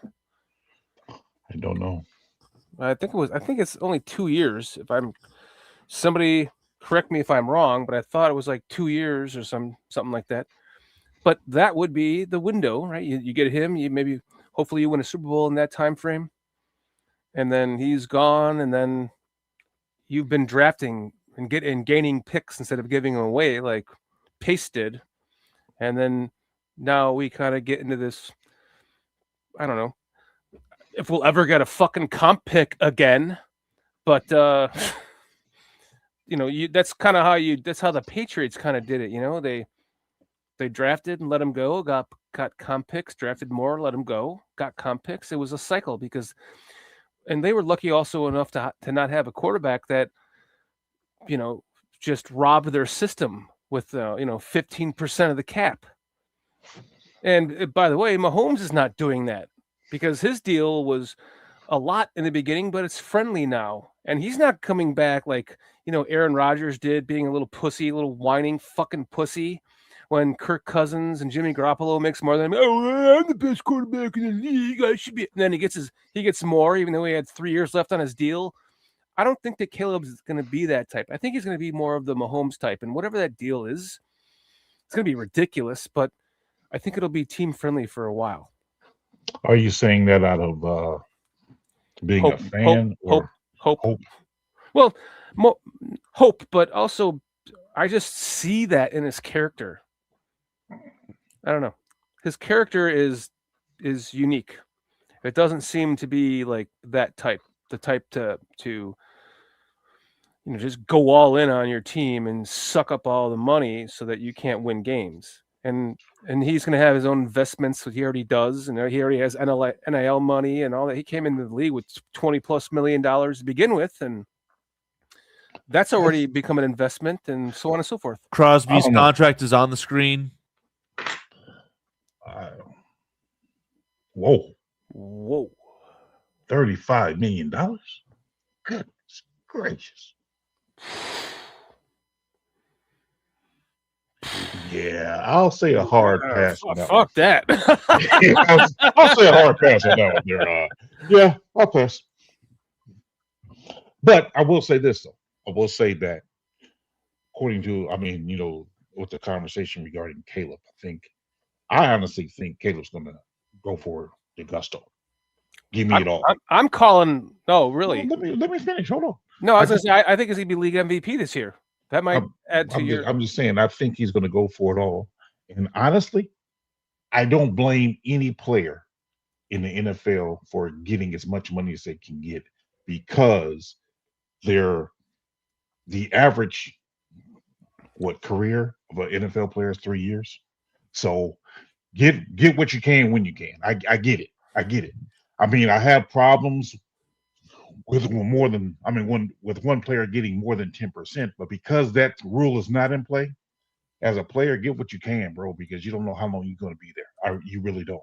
I mean, the way the contracts are structured, I mean, they can cut you loose. And you see what they did to Tua. I mean, Tua's cut, and they're going to still owe him that money, but it's like, man, bro, get the money when you can. And I just think hopefully you stay healthy. I think his investments he's a sound investor. And I think that's what's going to, in the long run, prevent him from robbing the team. And I respect your opinion. So that's all it is, just an opinion. So Wilma Dickfit, what do you have to say about this?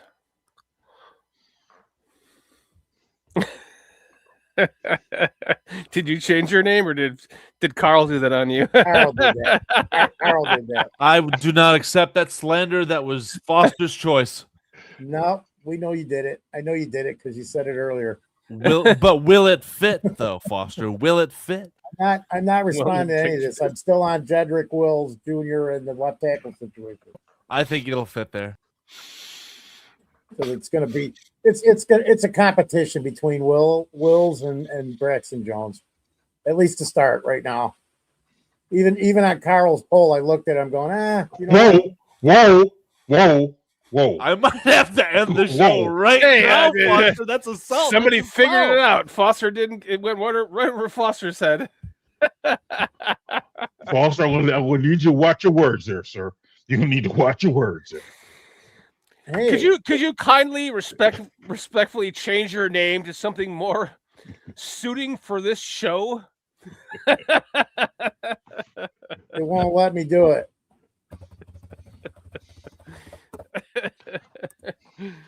It's a compliment, Foster. It's a compliment. That's what she said. Exactly what she said. All right, where were we? No, I was just finishing up on the left tackle situation. It's a competition between the two, and I even voted that Wills will be starting this year on the poll. So after I said Braxton Jones.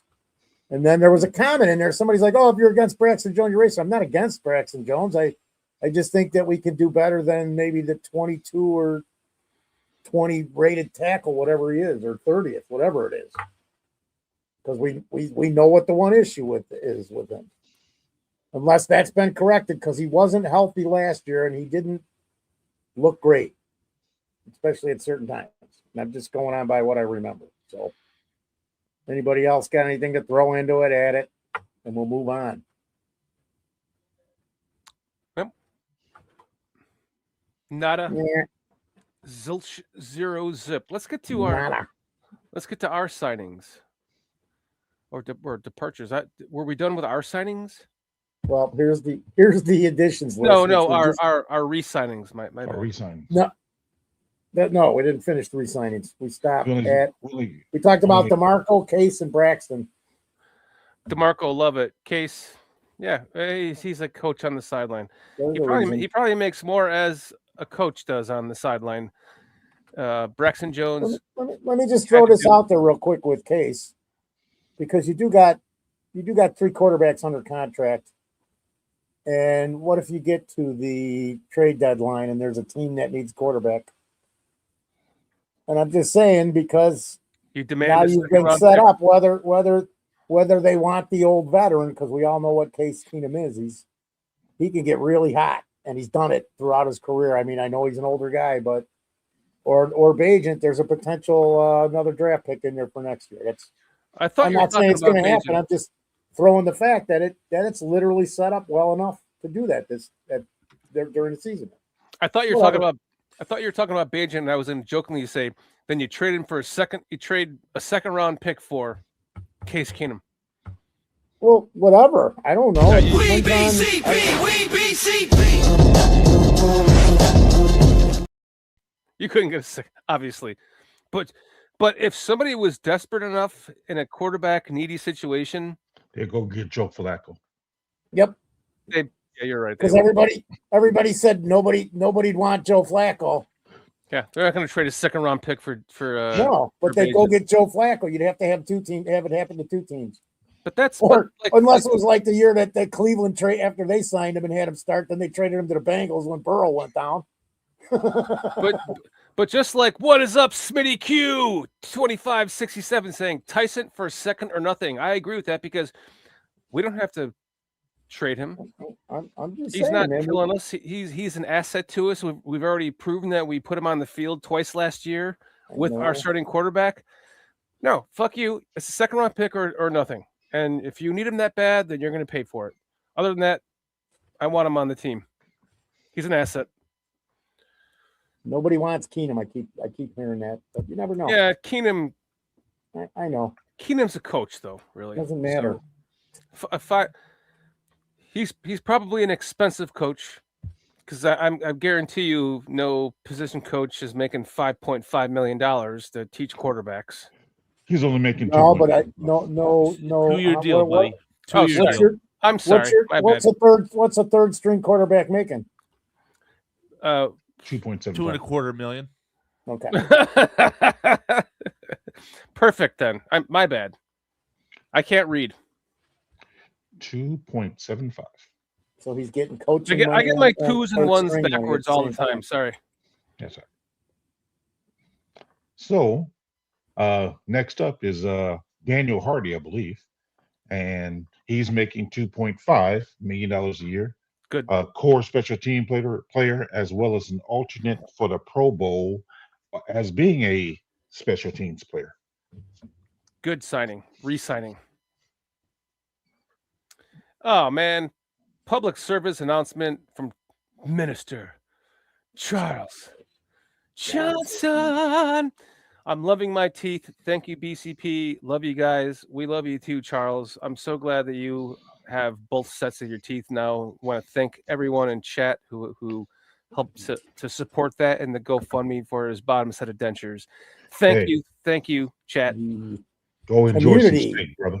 Yeah, enjoy some steak. Eat all the freaking steak you want, Minister. That just gives me goosebumps, man. I'm so happy for him. I'm so proud of everyone, this channel, this chat, everyone else that donated to the GoFundMe to get those teeth for him. Is just it's special.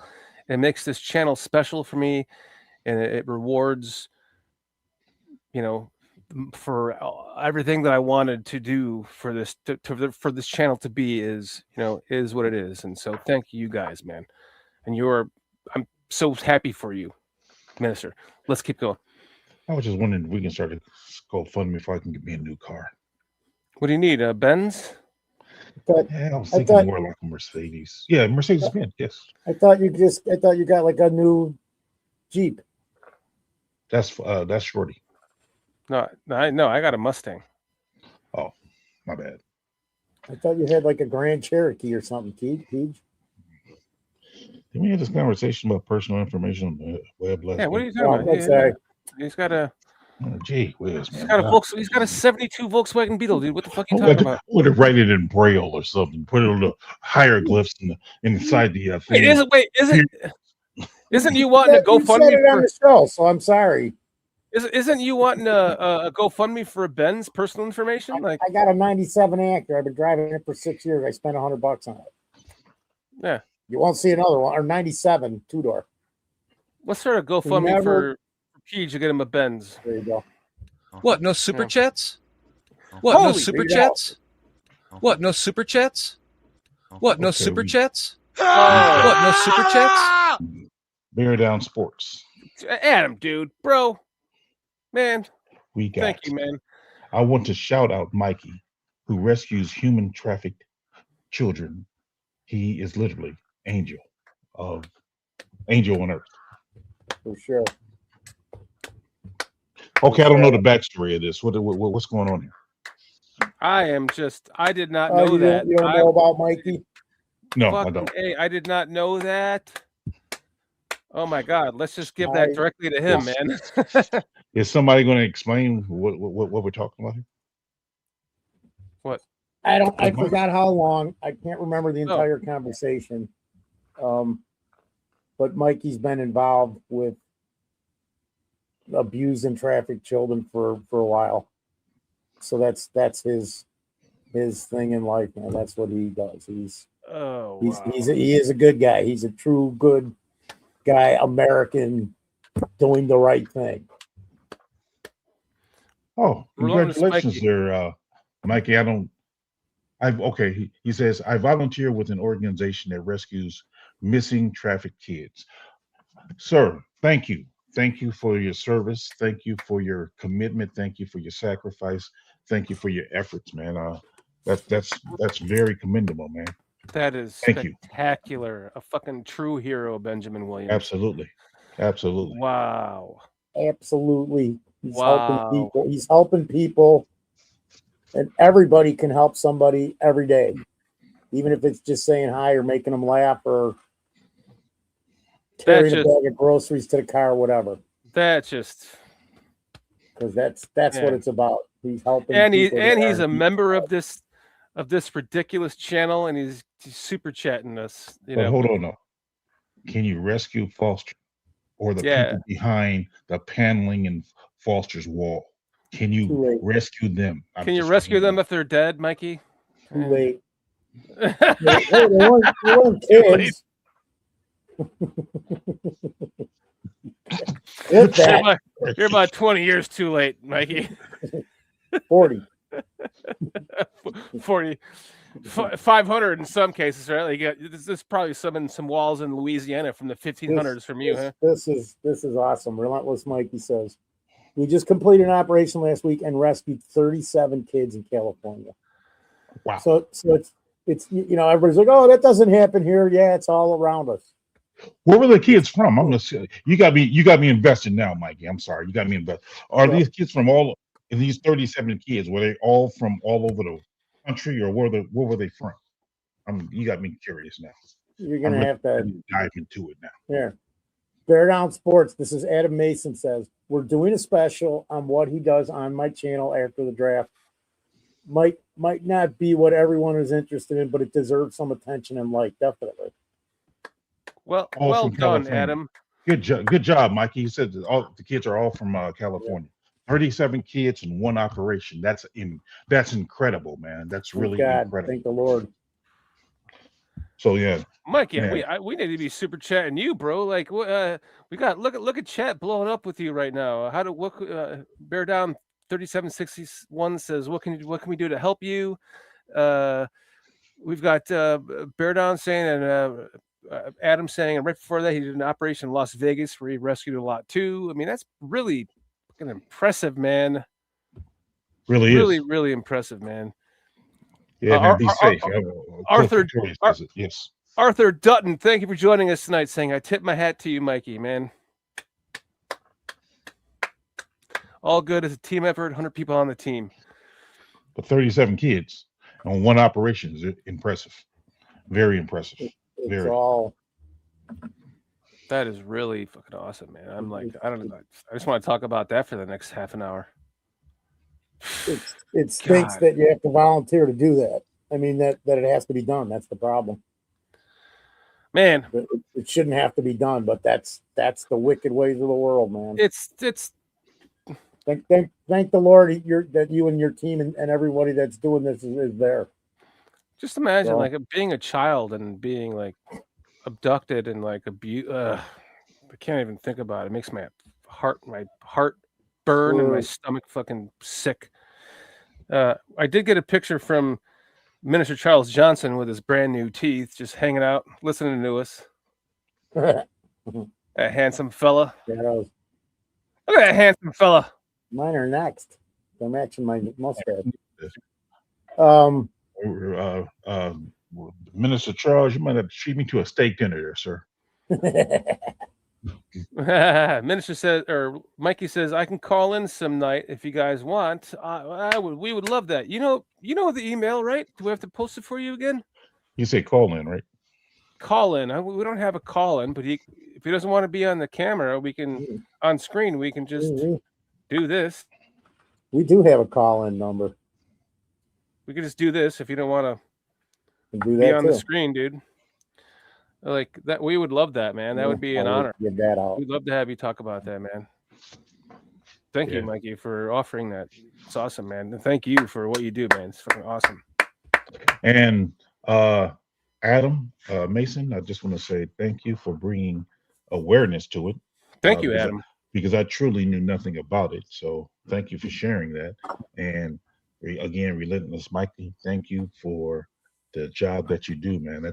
That's really incredible, man. 37 kids. I'm still saying that. That's really, really cool. And that's just in one instance. That's all my fault that you guys don't know, because I knew like last year, man. I found out on watching Adam Mason. We were talking about it. Yeah, because you're the one that's fucking. You're the one that's stealing them for blood and putting them in your walls. Fucking you! Why would you keep talking about it? You want to put the limelight on you. Adam also says you tune into Bear Down Sports in May, and Mikey will share a whole special on it for all of those that are interested. Absolutely, very. So we'll be looking for that. Matter of fact, Adam, make sure you're on here, letting us know the dates for that. Yeah, especially and myself, because I'm gonna forget, because I forget everything. Dude. Also, I was gonna say, please remind me, because I'm like, shit, it's Thursday again. Forget everything. Yeah. Bear down 3761. It's Mikey, not Mickey. Just want to put that out there. What? Relentless Mickey? Is that how it's pronounced? Oh. You gotta respond to that. Is it Mickey or Mikey? It's Mikey. It's got to be Mikey. It's spelled Mikey. Yeah. It's E. Well, I've been calling him Mikey. This is a little uncomfortable now. This is getting uncomfortable, guys. No, it's not. Got you, Bear Down. Because I misspelled it. I have an aunt named Mickey, and her name is Michaelin, and I always grew up calling her Mickey. How does Shorty miss all this other shit, and then he catches one? Because he got on that nice bear shirt there. Wait, how does Shorty miss the big graphics and then what we're talking about, and then he catches the word Mickey out of everything all night? Like this.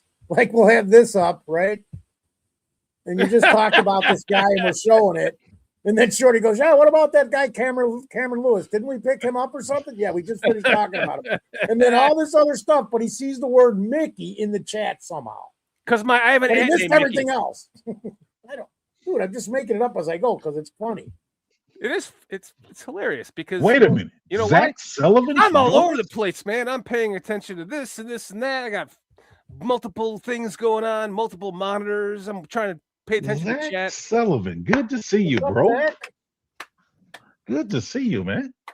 Yeah. Good to see you, man. I heard it's not my place to say exactly what's happening, but I heard that Zach and I talked, and he's making a big life change. So congratulations to you, Zach, and hope everything works out well for you. Benjamin Williams also. Did we say hello to Benjamin Williams tonight? Hopping in with us. Yes, I did. But if you missed it, Benjamin, I'll say it again. Benjamin Williams, thanks for joining us tonight. Mike Benjamin Williams. Oh, I was thinking about Sherman Williams. I was like, okay, is that a paint company? yeah. Let's get into that too. Mike 543. Thank you, saying that he's already said he is staying a reader. I got a text from, ironically, a Packers fan. There you go, man. Dang. That he said there's a tweet that came out and said, breaking news, Maxx Crosby will be staying with the Las Vegas Raiders in 2026 per source. Crosby talked to his family and people and the insider of the Raiders organization today and made it clear he is all in and wants to be a Raider for life. The football gods spoke and I'm listening, quote unquote, is what he said. Maxx Crosby is not leaving Las Vegas. You okay? I'm fine. Sure. Did you just get electrocuted? A little bit.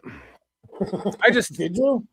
I didn't want to give up a bunch of picks for him, and I thought if we got those 2 third-round comp picks, which I am just so. Cliff was like, "Where's Shorty's rant tonight?" I'll save that one because I that just pisses me off. Me too. So if we had those 2 third-round comp picks, we could have easily made a trade for Maxx Crosby to begin with, and got him before the Ravens did, and maybe juiced it up a little bit before the Raiders got him back. We could have given him both of those 2 third-round comp picks in the next 2 years. Along with the second-round pick for DJ and a first-round pick this year, or something like that. But now we don't even have those 2 third-round picks, and his if they were going to trade him, the deal would be a lot less for us, and we'd be able to afford it with those 2 third-round comp picks. But it's not happening because it looks like he's staying with the Raiders. So Lake Show Raider 0012 says exactly. So you guys might as well wrap it up and turn the podcast off. I will say this though. I would gladly. I would. Now you guys know I'm not a big fan of giving up draft picks, but I give up 2 first-rounders for Myles Garrett. I said I would too. I thought we talked about this. I would too. Yeah. Because that's a game changer every day, all day. Every day. With that being said, though, let's continue down the list before it gets too late. Thank you for joining us, Raiders fan, though. I appreciate your comments, as insulting as you're trying to be. Are you sure he's a Raiders fan? Yeah, it said Raiders on his. Next up is Theo Benedict. 1 year, $1 million. No brainer. Next. Yeah, no brainer. Yeah, that's good across the board there. So, thank you there. Any comments on that, Foster? No, we said he's coming back anyways. Everybody wanted him back for $1 million. Mm-hmm. Yeah, I agree, Cliff Victoria. You can't be done with him yet. The potential flash is there, man. So let's see. We'll figure it out. Next up is Elijah Hicks, 1 year. Don't know the dollar amount currently, but I'm assuming league minimum, $1 million or something. So I was hoping we'd get him back, so we did. So, man, yes, thank you. 2026 futures contract because he's still under that 3-year period or whatever it is for. No, he's done. So they actually had to sign him. He's a veteran. Oh, did they? Yeah, he's a veteran. Okay, I apologize. My bad. Yeah, he's off his rookie contract. Hey, Carl, could you please come in and explain the $5 million deal, the $5 million 1 year deal to Albo? He's saying it's 1 for 10. Can you repeat the question? What happened to Daniel Hardy? Oh, I'm sorry. Foster's interrupting me. The Braxton 1 year for $10 million is just wrong. Obviously, a lot of shit swirling around on social media. I am starting to take a real true liking to Over the Cap. Over the Cap is where I'm getting this information from. So let me go ahead and just share the screen straight up. Incentives. It's incentivized. Yes, it's incentive contract. Yes. I don't know why it won't let me add. Okay, there we go. So again, Mr. Braxton Jones, according to Over the Cap here, the base salary is only $2 million. Signing bonus of $1.5 million, per game roster bonus of $1 million. The cap hit this year is only $4.3 million. Wait a minute. So you mean to tell me if Braxton Jones starts 17 games this year, he's getting an additional $17 million? 1 second. Another $5 million in incentives are available as per the contract notes of Over the Cap. So I genuinely don't know what this per game roster bonus is equating to. That could be $1 million spread out over 17 million. Oh, okay. Or 17 games. So Okay, again, the contract in its highest is $10 million. I think it's a lot more fair to call this a $5 million deal because the likelihood of Braxton Jones winning the job, starting left tackle, and starting all 17, hopefully more than 17 games, I think it's unlikely. That's just like Bradbury's contract. Everybody's reporting at 5.7 million. It's 4.7 million. But I hope he collects the $1 million bonus because that means we made the playoffs and went to the Super Bowl. That's the $1 million bonus in his contract is to make Bradbury's, is to make the playoffs and go to the Super Bowl. Hope he gets them. Okay. I'll chip in $20 for that mill. All right. Next on the list is we skipped Hardy. Oh no, we didn't. But go ahead on your take on it. All right, talk about that. I like this signing.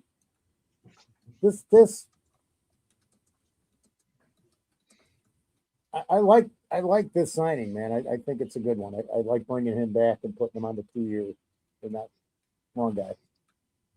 But I think there's positives because he'll be a part of that rotation we talked about earlier, Pete. I think so. I think he's going to be one of the other guys that gets more time on it. Yeah, I think Hardy. I mean, like I already mentioned. I don't know if you were with us or not, Foster, but that's probably when my thing went out. I had to go find the plug, and I walked away. Sorry. Yeah, he's a special teamer, and was a Pro Bowl alternate as a special teamer. Okay. So him coming back for 2.5 a year is pretty good. I'm mixing something up, so skip it. There it is. You got anything to add on that, Shorty? Chris Williams. You talking about Hicks or McFadden? Well, we was talking about Hardy just then, but before that, we was talking about Hicks. Yeah. Oh, sorry. Oh, yeah. Hardy. Yeah, Hardy for sure. Good special teams value. He can play in a pinch for sure. Might have some good plays in that game. Cool. Theo Benedict. Right. Are we on to Theo? Yeah, go ahead. Wait a minute. What did you say at this up? So I thought we already said that. No, I said I loved it. 1 year, 1 million. We were working on Hicks, but I think I'm confusing myself. Didn't we have Chris Williams and somebody signed him? Or Williams? Yes, we did sign Chris. Okay. Yes, here's your departures. Chris Williams is finding himself with the Atlanta Falcons. So I'm mixing those two guys up. I'm not kidding. I had to get this straight in my head. That's why I stopped and asked the question. I'm mixing up Hardy, but so then it's a good signing. You guys are saying is I don't know what I'm mixing those two guys up. And never mind. So Benedict and Hicks are good 1 year sign, and McFadden. McFadden for sure. Yeah, we need McFadden. We need Hicks. Well, maybe he's the replacement. We need Benedict. Maybe McFadden's the replacement for Tooney, if not Newman. Both of them played there. We saw it. Mm-hmm. Agreed. Okay, so we're caught up then. I apologize. Oh, you're fine. So now we're moving on to the departures. Yeah. Dahlman left due to retirement. I think we talked about it briefly last week. I was disappointed, but I respect the health thing. I can too. How can you not? I'm falling apart over here, PJ. Yeah. I think that's what you said too, Shorty. 700 years will do that to you, though, man. You just got to keep biting necks, bro. More like 4,000. What do you mean 700? Just keep biting necks, bro. Hieroglyphics, man. People forget. Oh, that's true. Yeah, that's true. That's more like. Dude, I'm sitting there when he did that. I'm going, there is no freaking way you have my high school yearbook picture because I don't have one. I'm a vampire. But I literally in the high school yearbook, it just says missing and it has my name under it. That's it. That's it. And I pull up a hieroglyphic. You're like, you got me. Yeah, because I'm going, there's no freaking way, Pete. There's no way he's got my high school yearbook picture. That's hilarious. And then I see like King Tut on the freaking carved into a wall. Which was supposed to be for you, PJ. That was originally intended for you. What you talking about, Willis? Mm-hmm. What's up, Mutt Grieve 4493? What is up, Cody Phillips 8561? Second round and a bag of Skittles for Maxx Crosby. I agree with you. And Muck Greer says commence great blocking tight end. DJ Moore. I think we already talked about that. It was a money thing. I really like DJ Moore, man. Yeah, I don't want to beat that dead horse, so I have no more comments on that. We already talked about him.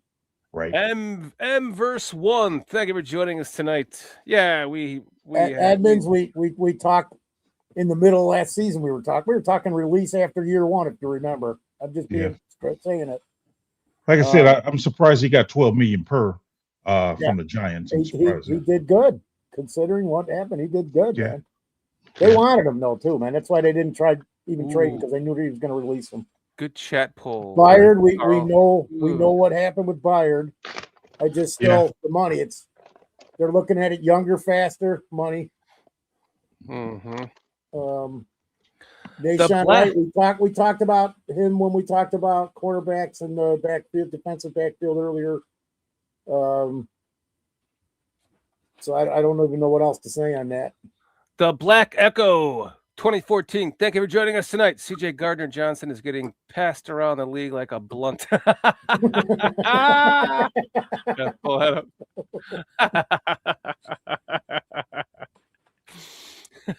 Well said. Well said. Thank you for joining us today. We talked about Nashawn, right? You know, that's we're fine with that. I would have paid him $5 million for 1 year. Now there were some who thought Dominic Robinson wasn't going to get paid anything. For him to get $4 million is pretty impressive. That's very impressive. And the fact that Houston Texans just paid Danielle Hunter $40 million. Yeah. Same position. That much money, and then they're going to turn around and give Dominic Robinson $4 million? Man. They must have saw something there. I thought he had potential. He was still a work in progress. I thought he might stick around another year. Just for depth, because he just is finishing the position. Remember, he wasn't a fucking defensive end. Right. What the hell am I talking about? No, Adam, he was a quarterback, then a wide receiver in college, and moved to a defensive end. Mm-hmm. And I think, me personally, I would have preferred to kept him as opposed to bringing in Street, but that's just me and my homerism. Yeah. Mm-hmm. Yeah, I hear you. Adam says Willis is a reclamation project that should be treated as such, and good for him, man. What's his first name? The Packers former quarterback Willis. Jesus Christ. Oh, are we all like on drinking the water, or what's going on here? No, I just said it 3 times too because I didn't. He said it wrong. Derek. No, I have Patrick Willis in my head for some reason. Malik Willis. Malik Willis, thank you. My goodness. You're talking about him, the quarterback. Yeah, Malik Willis. How did you get to quarterback? I just saw Adam's text and I was like, yeah, good for. I was thinking good for him, man.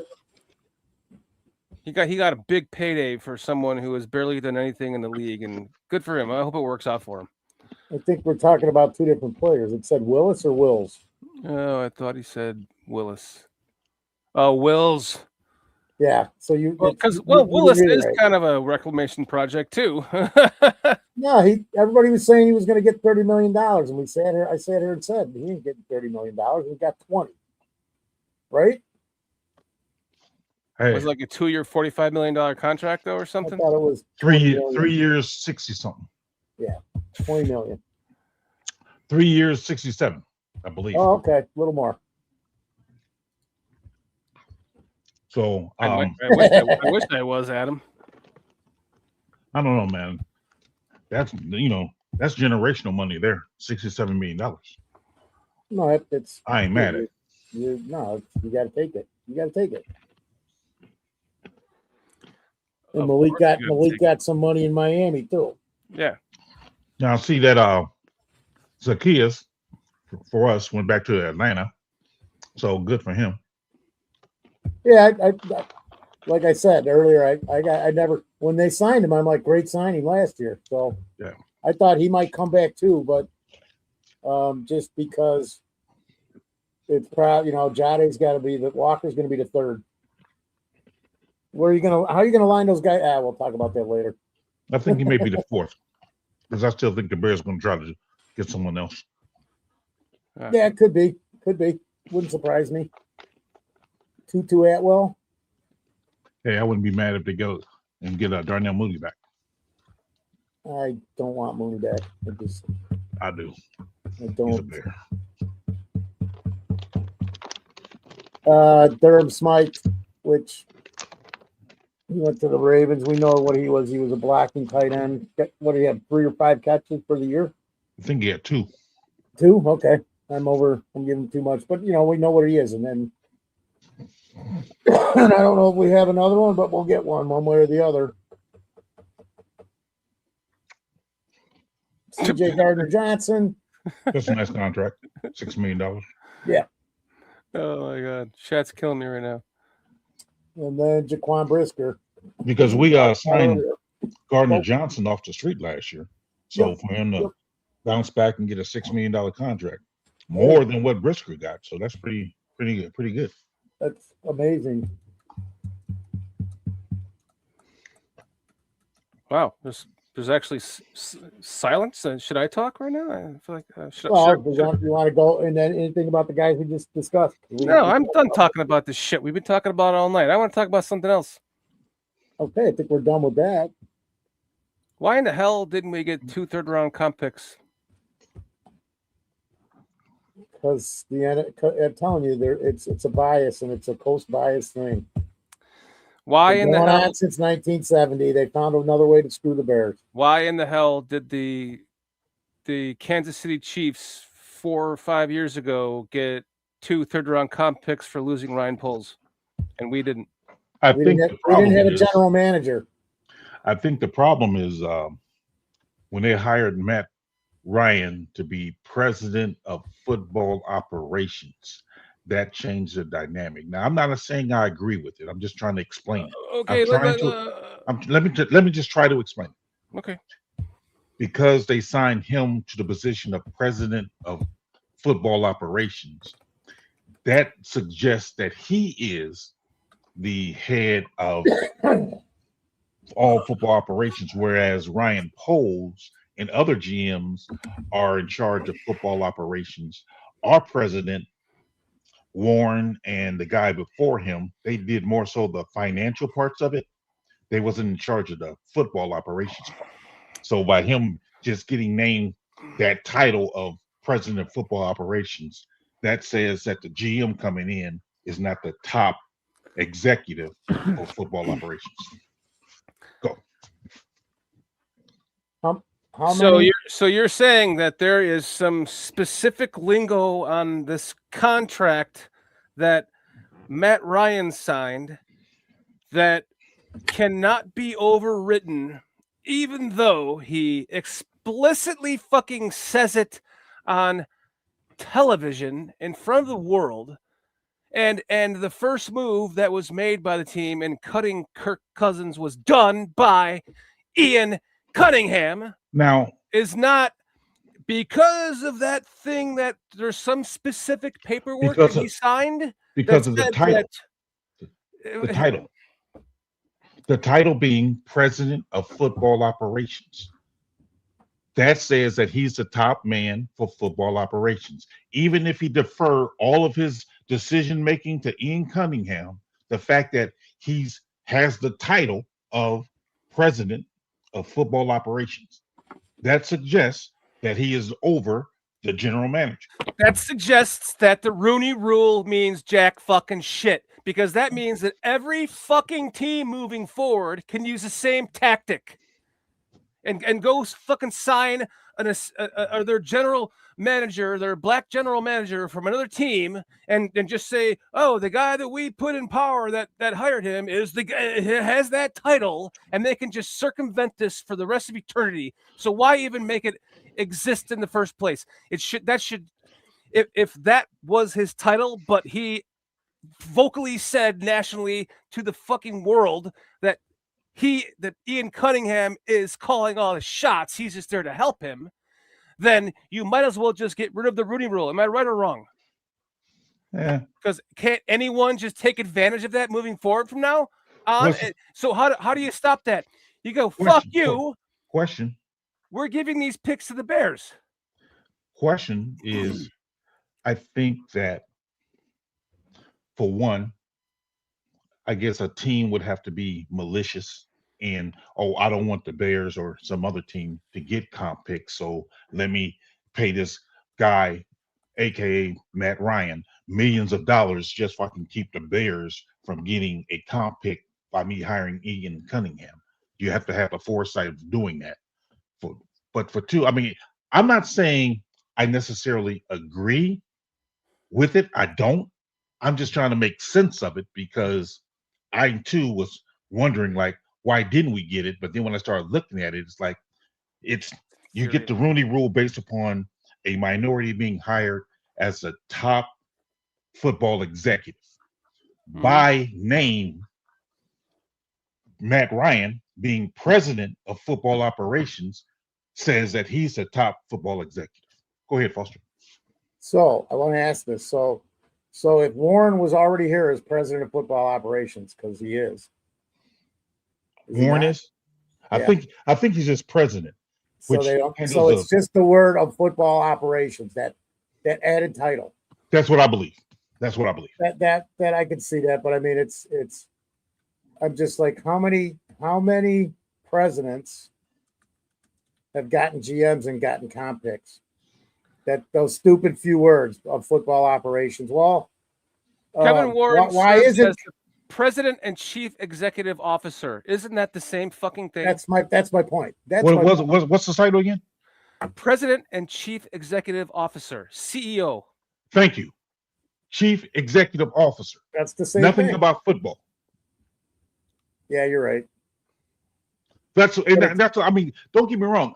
I agree. I do agree with what you guys are saying. But I just, when I'm looking at it and listening to it, I'm like, that distinction, because GMs are normally the chief, GMs are normally the head football guy. But because of that title that the Falcons gave Ryan, therein lies the problem. And all these teams have presidents. They're just, it's all their title. So peep the screen, gentlemen. Peep the screen. Yeah. Well, Ryan Poles, it just says, Wikipedia says he's an American professional football executive and former guard, and who is a general manager of the Chicago Bears. Now let me go back one more. Football executive, that's the term? Yes. Because Ted Phillips was the president and the CEO of the Chicago Bears when Ryan Poles was hired as GM in January of 2022. And Shorty will be the first to tell you, those damn Chiefs got their damn comp picks. So it's like, I don't even want to talk about this topic. I mean, I want to. Let me keep going, because people want to hear this rant, and I still have my rant to go. Okay, Ian Cunningham is an American professional football executive and former player who is the general manager of the Atlanta Falcons. They have the same fucking title. The same fucking title, and this is what I'm getting on my soapbox right now, because let's talk about the 85 Bears.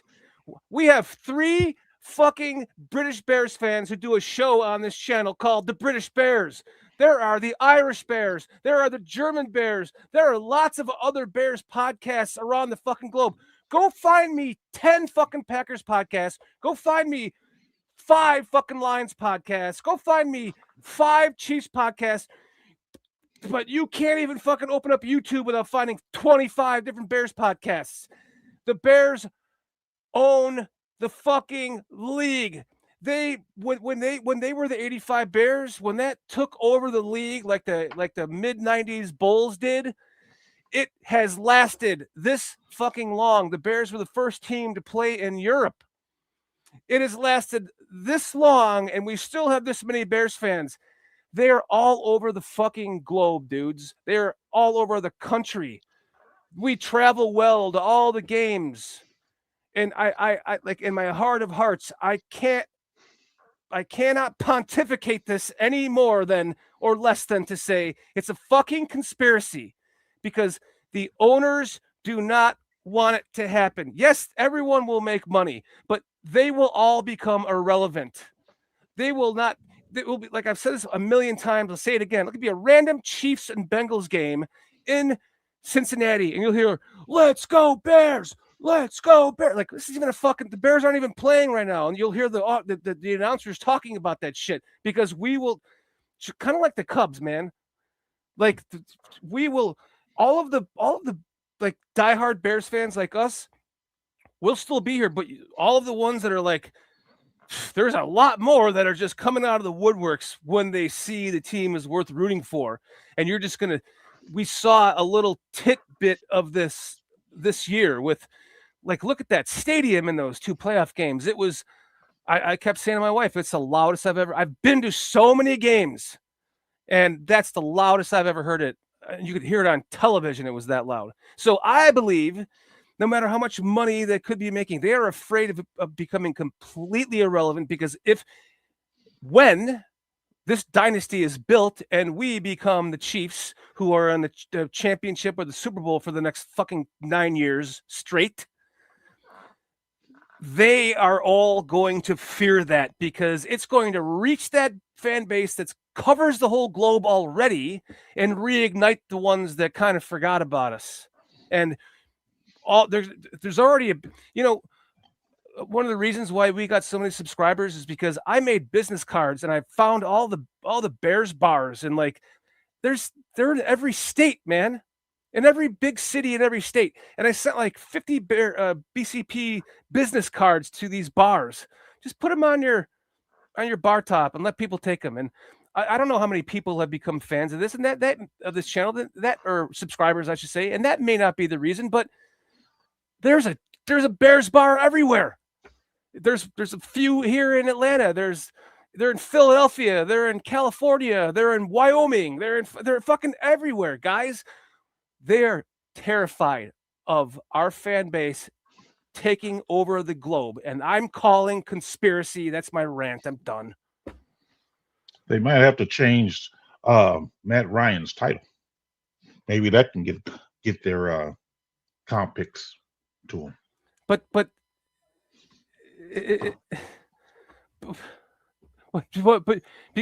because Kevin Warren is CEO and he's not. Let me look this up. Hold on. Look that up, Peach. I know you got a roll. So maybe you want to say goodnight to everybody, and I'll give you 3 minutes. Go ahead. Oh man, you're starting now. That's going to be 8. 3. The important things, my friend. The important things. Right. Let's just look up Matt Ryan's title. He is Shorty with the going off. Let's see. President of football. He's the president of football. Let's see. Ryan assumes the role immediately and will oversee all aspects of Falcons football for the organization, reporting directly to Blank while collaborating with Falcons president and CEO, Greg Beadle. So he basically is doing the job of a GM, although he doesn't have, per se, the qualifications. That's why he's referring to Ian to do that part of it. So that's what I'm saying. He's a top football guy. So now they found it's just a freaking joke. It's a freaking joke. So they found the loophole. They've exposed the loophole to the rest of the league to get out of the Rudy rope, because all you got to do is put that phrase in there and you're done. You're good. Even though the picks are not coming out of that team's ass, they don't want that team to get more picks. No team wants any team to get more picks. Well, I mean, like I said, you have to look at it from a standpoint of, again, when they hired Matt Ryan, what was the purpose of hiring Matt Ryan? I mean, if he's not going to make the true football decisions, that person's going to be whoever they hire next. What is the purpose of Matt Ryan? I mean, I'm just looking at it. Well said. I'm taking the Bears out of it. I mean, what's your point of hiring Matt Ryan? because you want to reward him for being a long time quarterback of my franchise and I think he took him to the Super Bowl. Yeah, he did take him to the He Super was an Bowl. MVP too. So Come on, okay, you want to reward comeback. him by giving him a good job. Yeah. But in doing that, you give him this title. But now, by also doing that, you have whoever comes after him. He's not, the GM who's going to have to report under him cannot get. The team can't get rewarded. What? The biggest question is, Peach, what does it fucking matter? They both left to become general managers of the team. That's because if you look at the Rooney Rule, it doesn't matter who their fucking leadership. The Rooney Rule says that the team gets awarded a comp pick for developing the top NFL executive for another team. The top NFL executive for the next team. Cunningham is not the top football executive. Matt Ryan is. Although Matt Ryan ain't going to be doing anything, he's still the top executive. That's the problem. And is that directly applicable to the Rooney Rule, PJ? I think that's how the Rooney Rule picks are determined by a minority either being the head coach. Right. You said it was the top executive in the operations department, whatever you want to call it, but it's also applicable to head coaches. And I initially thought that it also applied to coordinator positions as well, but that is not the case, which is head coaches and top executives. The top football executives. So the head coach, or normally it would be the GM. But when a team has a president of football operations, he's the top executive.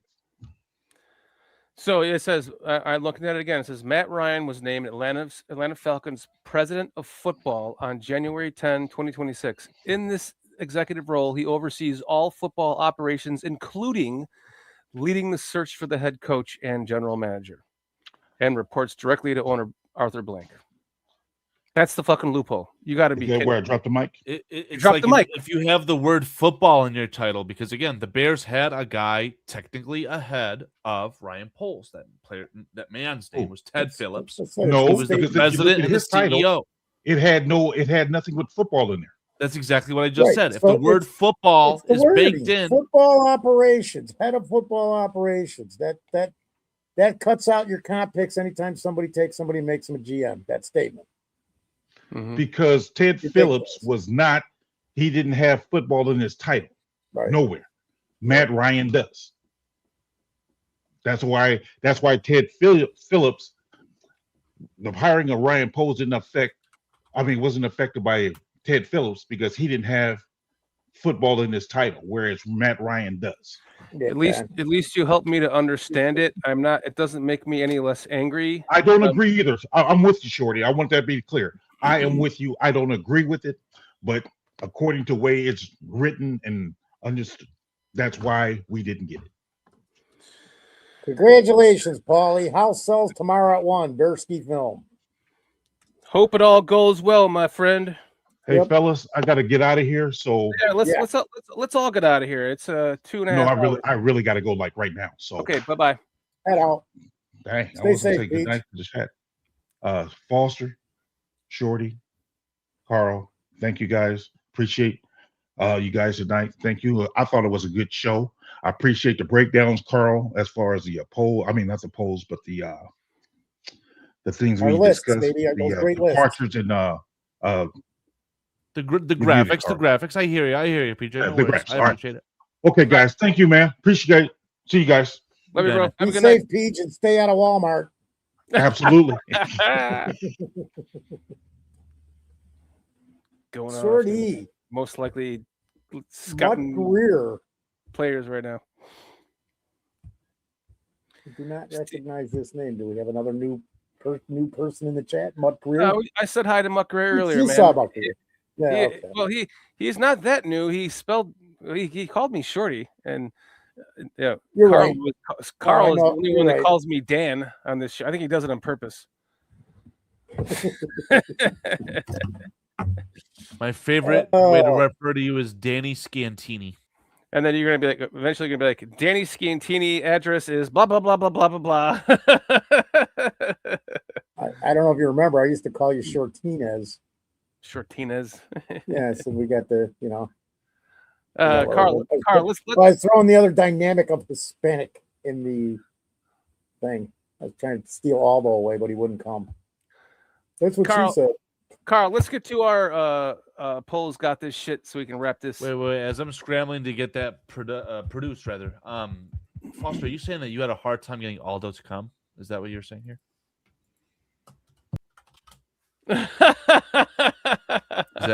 Is that true or is that not true? Or that's no comment. Oh, he pulled himself. I didn't even see. He pulled himself. I was tabbed out.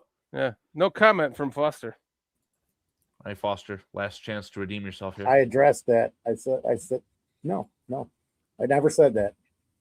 Oh, you didn't say that. I never said that. You might have heard it, but I didn't say it. What's the slogan on this channel? What's that thing called, Shorty, where you think something happened but it didn't?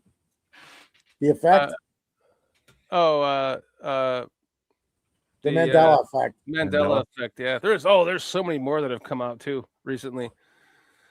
Crazy. You ready for the polls? You want to see my poll, Foster? I want to see the polls. Got this shit. Be quiet. It's my turn to talk now.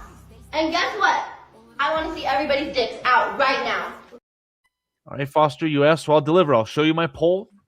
Everyone, the results of tonight's chat polls. So, very free agent-centered polls. A lot of polls, and this is a two-pager. Sit down, get ready. I asked you guys to rate the signing of all of our free agent signings, not in any particular order, but beginning with Coby Bryant, out of 27 votes, 59% of the chat said that it was an A signing, and 41% said it was a B signing. 0, for the record, said CRF. As far as Devin Bush, out of 28 votes, 57% said that the signing of Devin Bush deserved an A grade, 39% said that it deserved a B grade, and a very small 4% said that it deserved a C grade, with 0% saying F. I said B.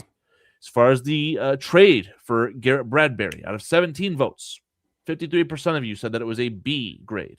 29% said A, and 18% said C. So we're getting a little bit worse, maybe. Oh, I said B.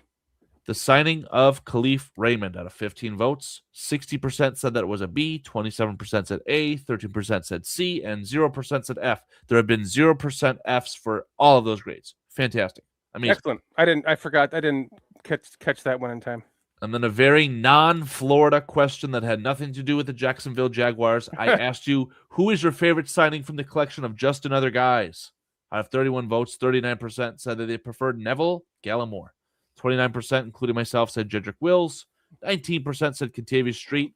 And 13% said Cam Lewis, the replacement for Jonathan Biles. I went back and forth between Wills and Gallimore, but I chose Gallimore. Jonathan Biles.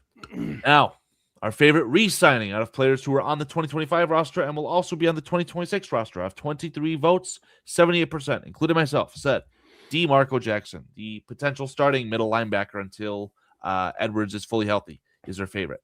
18% said Braxton Jones, 4% said Theo Benedict, and out of all the other Jags that we've re-signed, 0% said other. So, sorry to those players. I said DeMarco Jackson, too.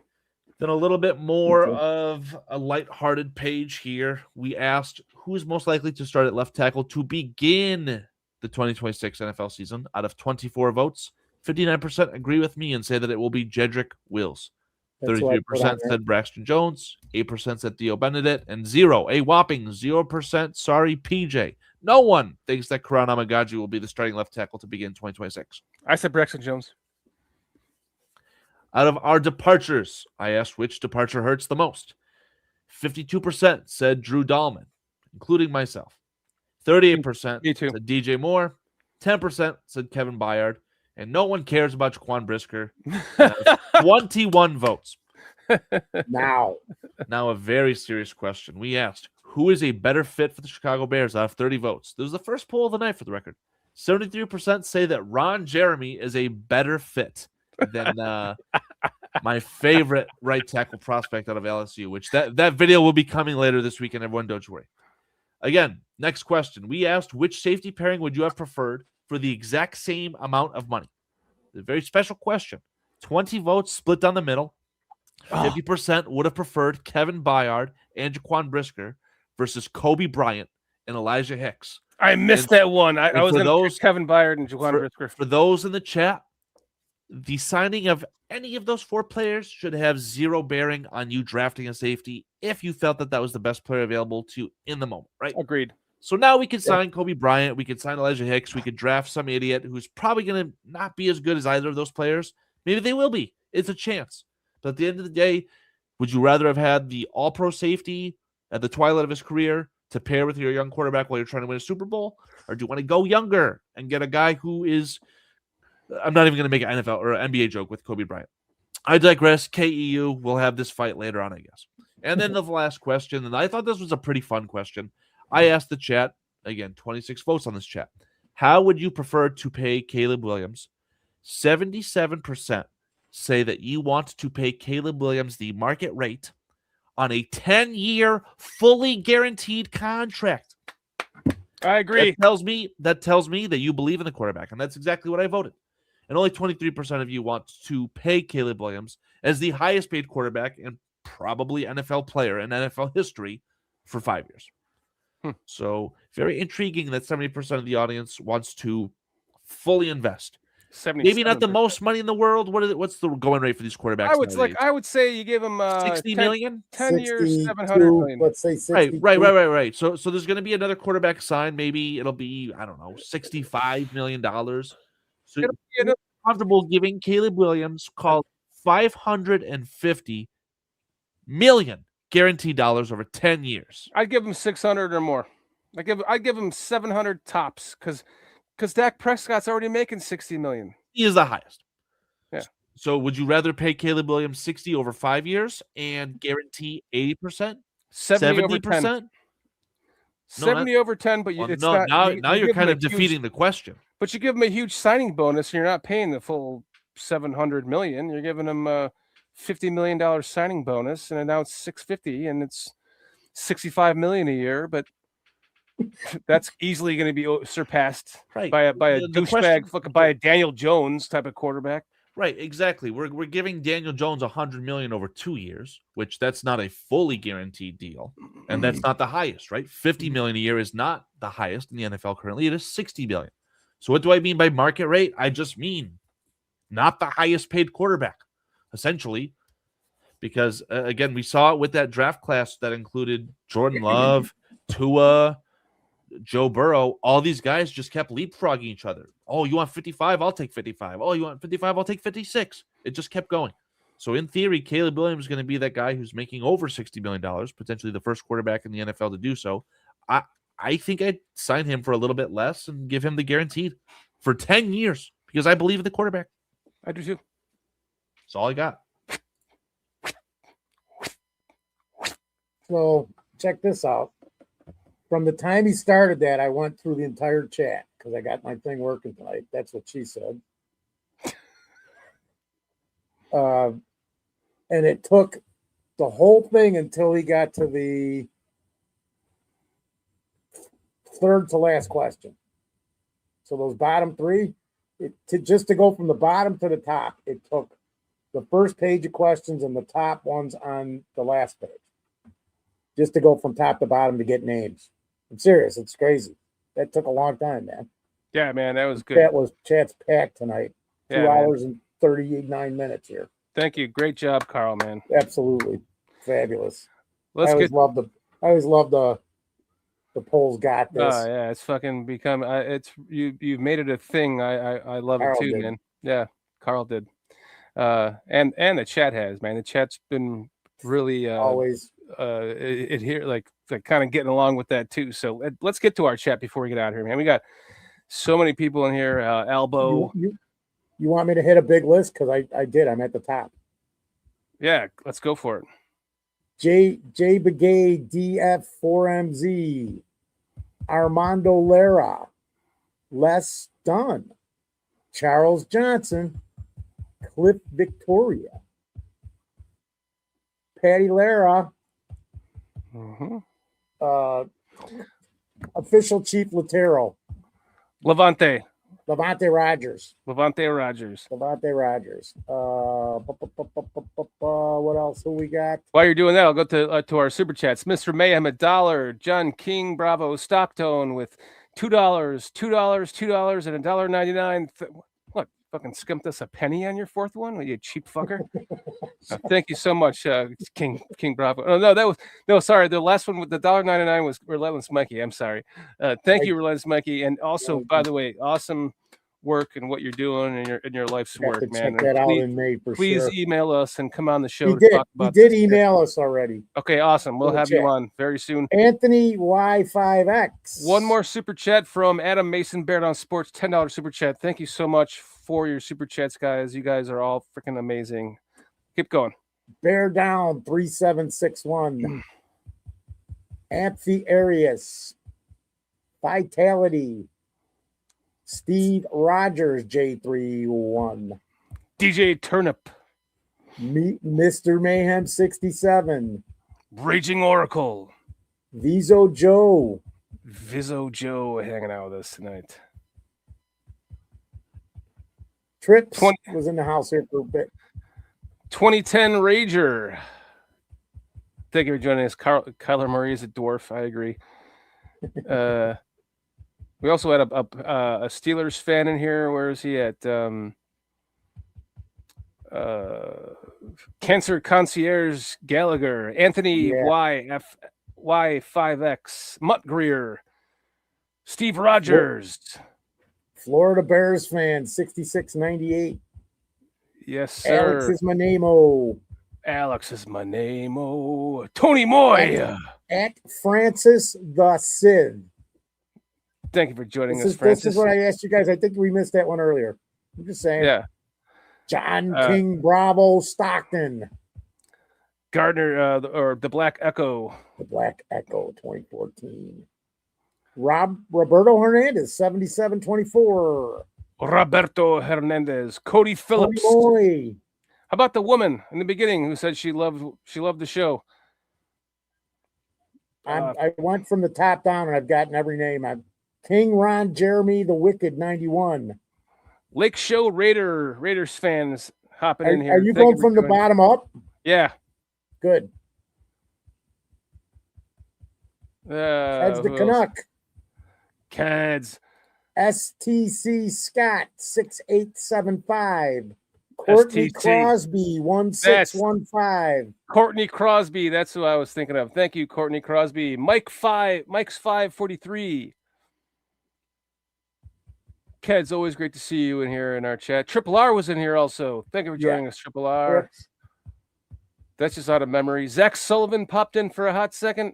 Thank you, Zach. Hope everything is well with you, my friend. True Pilgrim. Thank you for joining us tonight. Antmas was in the house tonight. Antmas. Arthur Dutton. Thank you for... Benjamin Williams, 18. Arthur Dutton, you said, right? Yep, Benjamin Williams. Been seeing him a lot lately in other chats too. I've seen him in Sports Zone Chicago. Nice. Great show. Check that out every Monday, Wednesday, and Friday. Let's just, since I'm talking about it, every Monday, Wednesday, and Friday at 9 a.m. Central, 10 a.m. Eastern Time. My favorite show. Hey, it's your boy, the Superback, Sean Sierra, and be sure to follow Sports Zone Chicago on all social media platforms. On Facebook, Instagram, and our Roku channel, you can find us at Sports Zone Chicago. And on Twitter, we are at Sports Zone Shy. Also, be sure to download our mobile app so you can take Sports Zone Chicago with you on the go. Sean Sierra is a great guy. Great, like all-around Chicago sports channel. Great. Kicks my morning off every Monday, Wednesday, and Friday. Check him out, guys. I missed him yesterday. I'm sure you were there. I have him on, but I'm like in meetings. I literally have this same headset on, and I'm in meetings all day. But I have him on, and I'll once in a while he's muted, but I'll chat. I'm like, hey, you're muted, but I can see the chat. It sucks because I'm always busy during the hours. He's on most of the time. I try and Zapata Mateo. I didn't get that one in there. And King Ron Jeremy the Wicked. The Wicked 91. I got him earlier. Smitty Q. 2567. We've got Alan Pena 3209.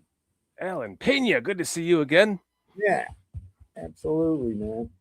I love seeing like some of the newer people that are in here a lot lately, like Elbow 8081. Great to have you in here with us, and DJ Turn Up. It's awesome, man. El Nino. I'll put them on and you can read them because I think we're going to meet here. Yeah, I think we're getting close. Howard Wiseman. We're getting close. DJ Turn Up. N3C. Yeah, I think we're about caught up, my friend. That is awesome, man. Were you at DJ Turn Up? Yeah, I'm at True Pilgrim, Cliff Victoria, Keds. Oh, see, I didn't catch True Pilgrim yet, but you said True Pilgrim already. Yeah, I think that's it. Okay. Yeah, I think we're good. I want to thank all you guys for your generous super chats again, and can't wait to have you on the show, Relentless Mikey. That'll be a true honor. Have you talk about all the great things that you are doing to help children. That's fucking amazing. Francis the Sith, man, thank you for joining us tonight. Crosby for peanuts, like adabadaga nuts. Yeah. Did you say Raging Oracle? Raging Oracle. Did you say him? Yeah, I did. Yeah, Raging Oracle. Okay. Oh, low key 1217. He must have hopped in right at the end there before we got to him. But I want to thank all you guys, man. You guys are all. Did you say best meat marinade? No, I did not. Where'd best meat marinade come from? I don't know, man. I went, whoa. That's a really good name, by the way. Best meat marinade. I'm still running down the list. Fucking Foster. Thanks for joining us tonight. Fucking. It's fucking. Fucking. Bob Ward. Oh, Bob Ward, my high school Bob basketball Ward, coach. 7260. Literally like a running joke in my family and friends, like, oh, high school basketball coach. Anytime something went wrong, he's like, Bob Ward did it. Even my mom to this day, she'd be like, I don't know, it wasn't me, it was Bob Ward. I'm like, you still using that? Skeeter Lowcry. That's another new one. But he said Mr. Shorty is just a fan. He's not a football evaluator. That's me too, Skeeter. There you go. I couldn't agree with you more, man. I don't remember this one either. News, Knowledge, and Life Channel. Oh, nice. Thank you for joining us, News, Knowledge, and Life Channel. Patty Lara says, am I the only one to be blocked still? Of course. It's all you, Patty. Did you get Dante Purify 8553? I did not. Dante Purified. Thank you for joining us. Did you get Elbow 8081? Yeah, I think I've said his name 3 times. Yeah, because he said it a lot. How Patty about says, I'm honored. How about Pete Castiglione 2017? Pete Castiglione. Pete Castiglione. I can pronounce that name. I got the Italian last name too. Pete Castiglione. Tell me saying it wrong for some reason, man. I probably have a fucking a family member with that last name in my family tree. Castiglione. Great fucking last name, by the way. Patty blocks me every night, Armando says. And I think that's a great way to end the show, Patty Lara, on one of our favorite. Come on, let's keep that up. One of my favorite people that I accidentally blocked. I'm so sorry. She ends it with a fuck Green Bay, and I think we should end this. Everyone in chat, give me your best fuck Green Bay as we wind this show out. Shit, fuck Green Bay. Shit, fuck Green Bay. Foster, let's get out of here. Tune in every Thursday night. We are here religiously at 9 p.m. every Thursday night, whether you like it or not. We will see you guys again next Thursday at 9 p.m. Eastern Time. Thank all of you guys for joining us tonight. You are what makes the show, and without you, it could not happen. And we will see you guys a week from today on a 1, on a 2, same bad on a 3. Bears. Dixon Maez film review on Saturday, everyone. Film review Saturday. We BCP.